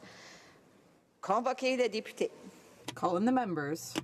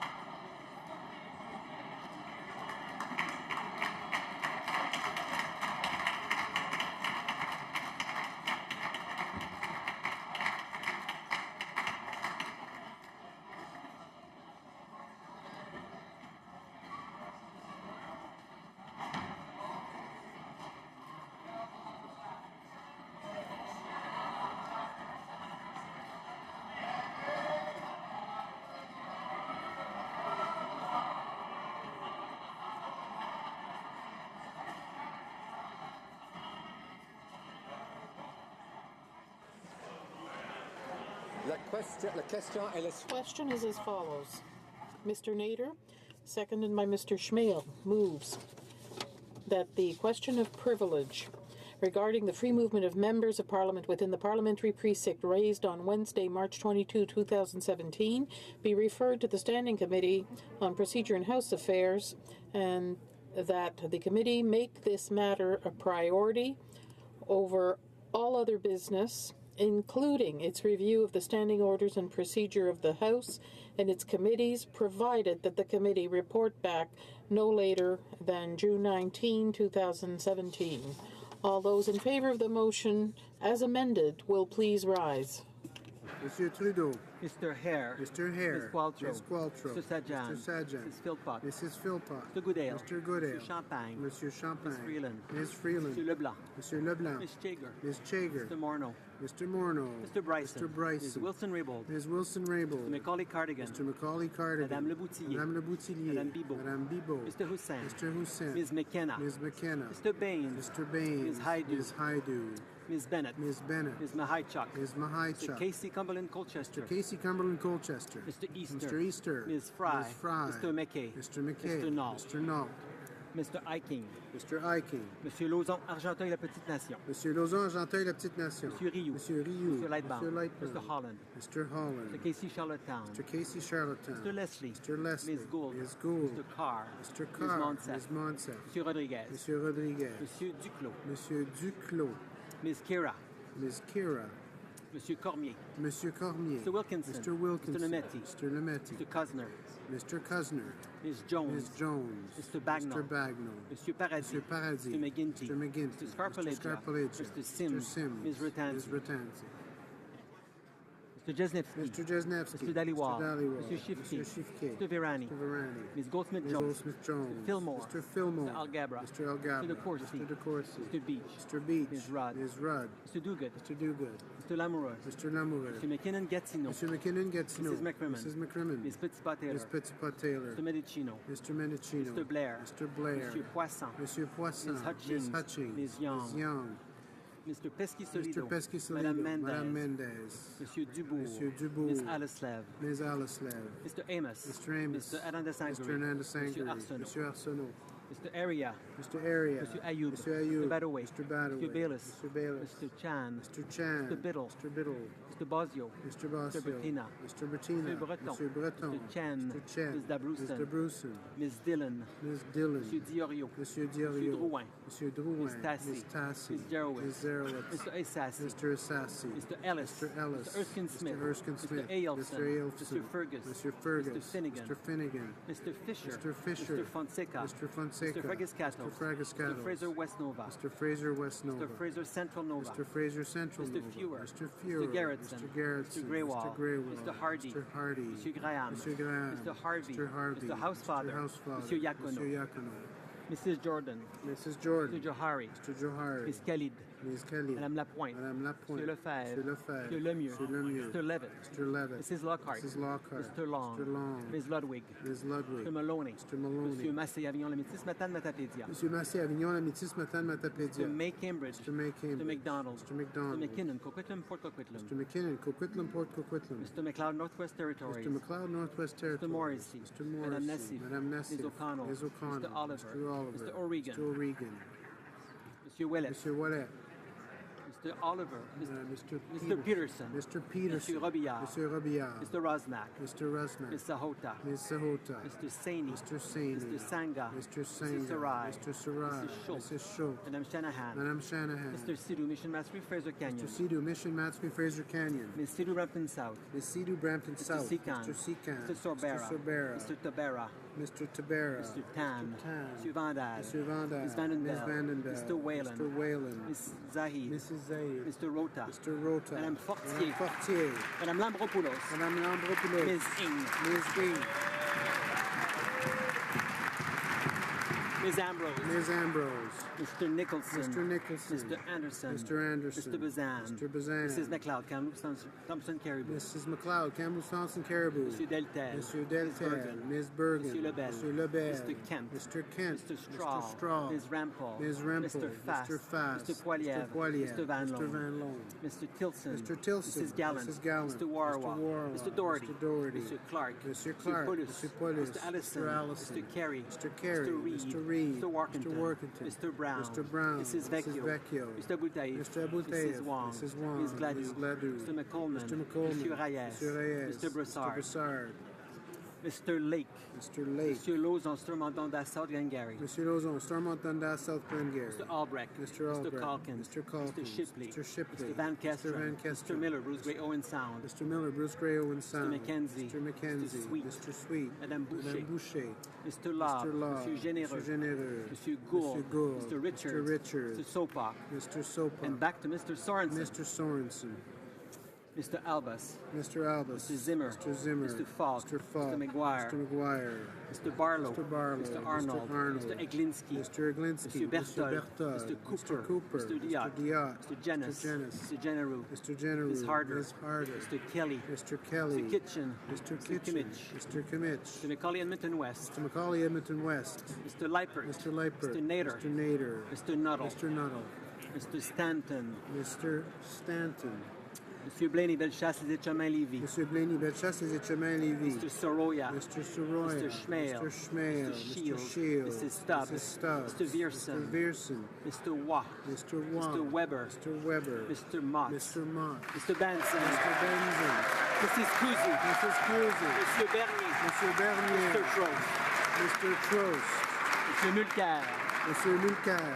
Madame Laverdière. Madame Laverdière. Mr. Rankin. Mr. Rankin. Ms. Duncan Edmonton Ms. Strathcona. Duncan Edmonton Strathcona. Mr. Christopherson. Mr. Christopherson. Madame Brosseau. Madame Mr. Brosseau. Davies. Mr. Davies. Mr. Cullen. Mr. Cullen. Mr. Donnelly. Mr. Donnelly. Mr. Garrison. Mr. Garrison. Madame Quash. Madame Monsieur Quash. Dussault. Monsieur Monsieur Dussault. Boulris. Monsieur Boulris. Ms. Kwan. Ms. Kwan. Ms. Benson. Ms. Benson. Mr. Stewart. Mr. Stewart. Duval. Mr. Duval. Monsieur Aubin. Monsieur Aubin. Ms. Malcolmson. Ms. Malcolmson. Monsieur Saganache. Monsieur Saganache. Ms. Ramsey. Ms. Ramsey. Ms. Jolibois. Ms. Jolibois. Madame Sans Souci. Madame Sans Monsieur Souci. Choquette. Monsieur Choquette. Madame Trudel. Madame Trudel. Mr. Weir. Mr. Weir. Mr. Stetsky. Mr. Mr. Stetsky. Canning. Mr. Canning. Mr. Johns. Mr. Johns. Ms. Ashton. Ms. Ashton. Ms. Blaney, North Island Powell Ms. River. Blaney, North Island Powell Madame River. Hughes. Madame Hughes. Monsieur Barsalou Duval. Monsieur Barsalou Duval. Monsieur Plamondon. Monsieur Plamondon. Monsieur Sainte-Marie. Monsieur Sainte-Marie. Monsieur Marcil. Monsieur Marcil. Madame Posé. Madame Posé. Monsieur Fortin. Monsieur Fortin. Monsieur Thériault. Monsieur Thériault. Monsieur Beaulieu. Monsieur Beaulieu. Madame Gill. Madame Gill. Monsieur Boudria. Monsieur Boudria. Ms. May Saanich Gulf Ms. Islands. May Saanich Gulf Islands.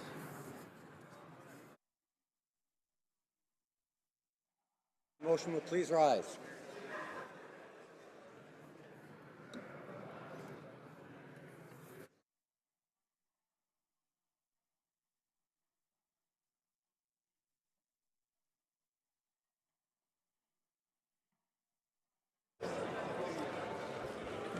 Yeas pour 283, 283. Nays contre aucun, nil.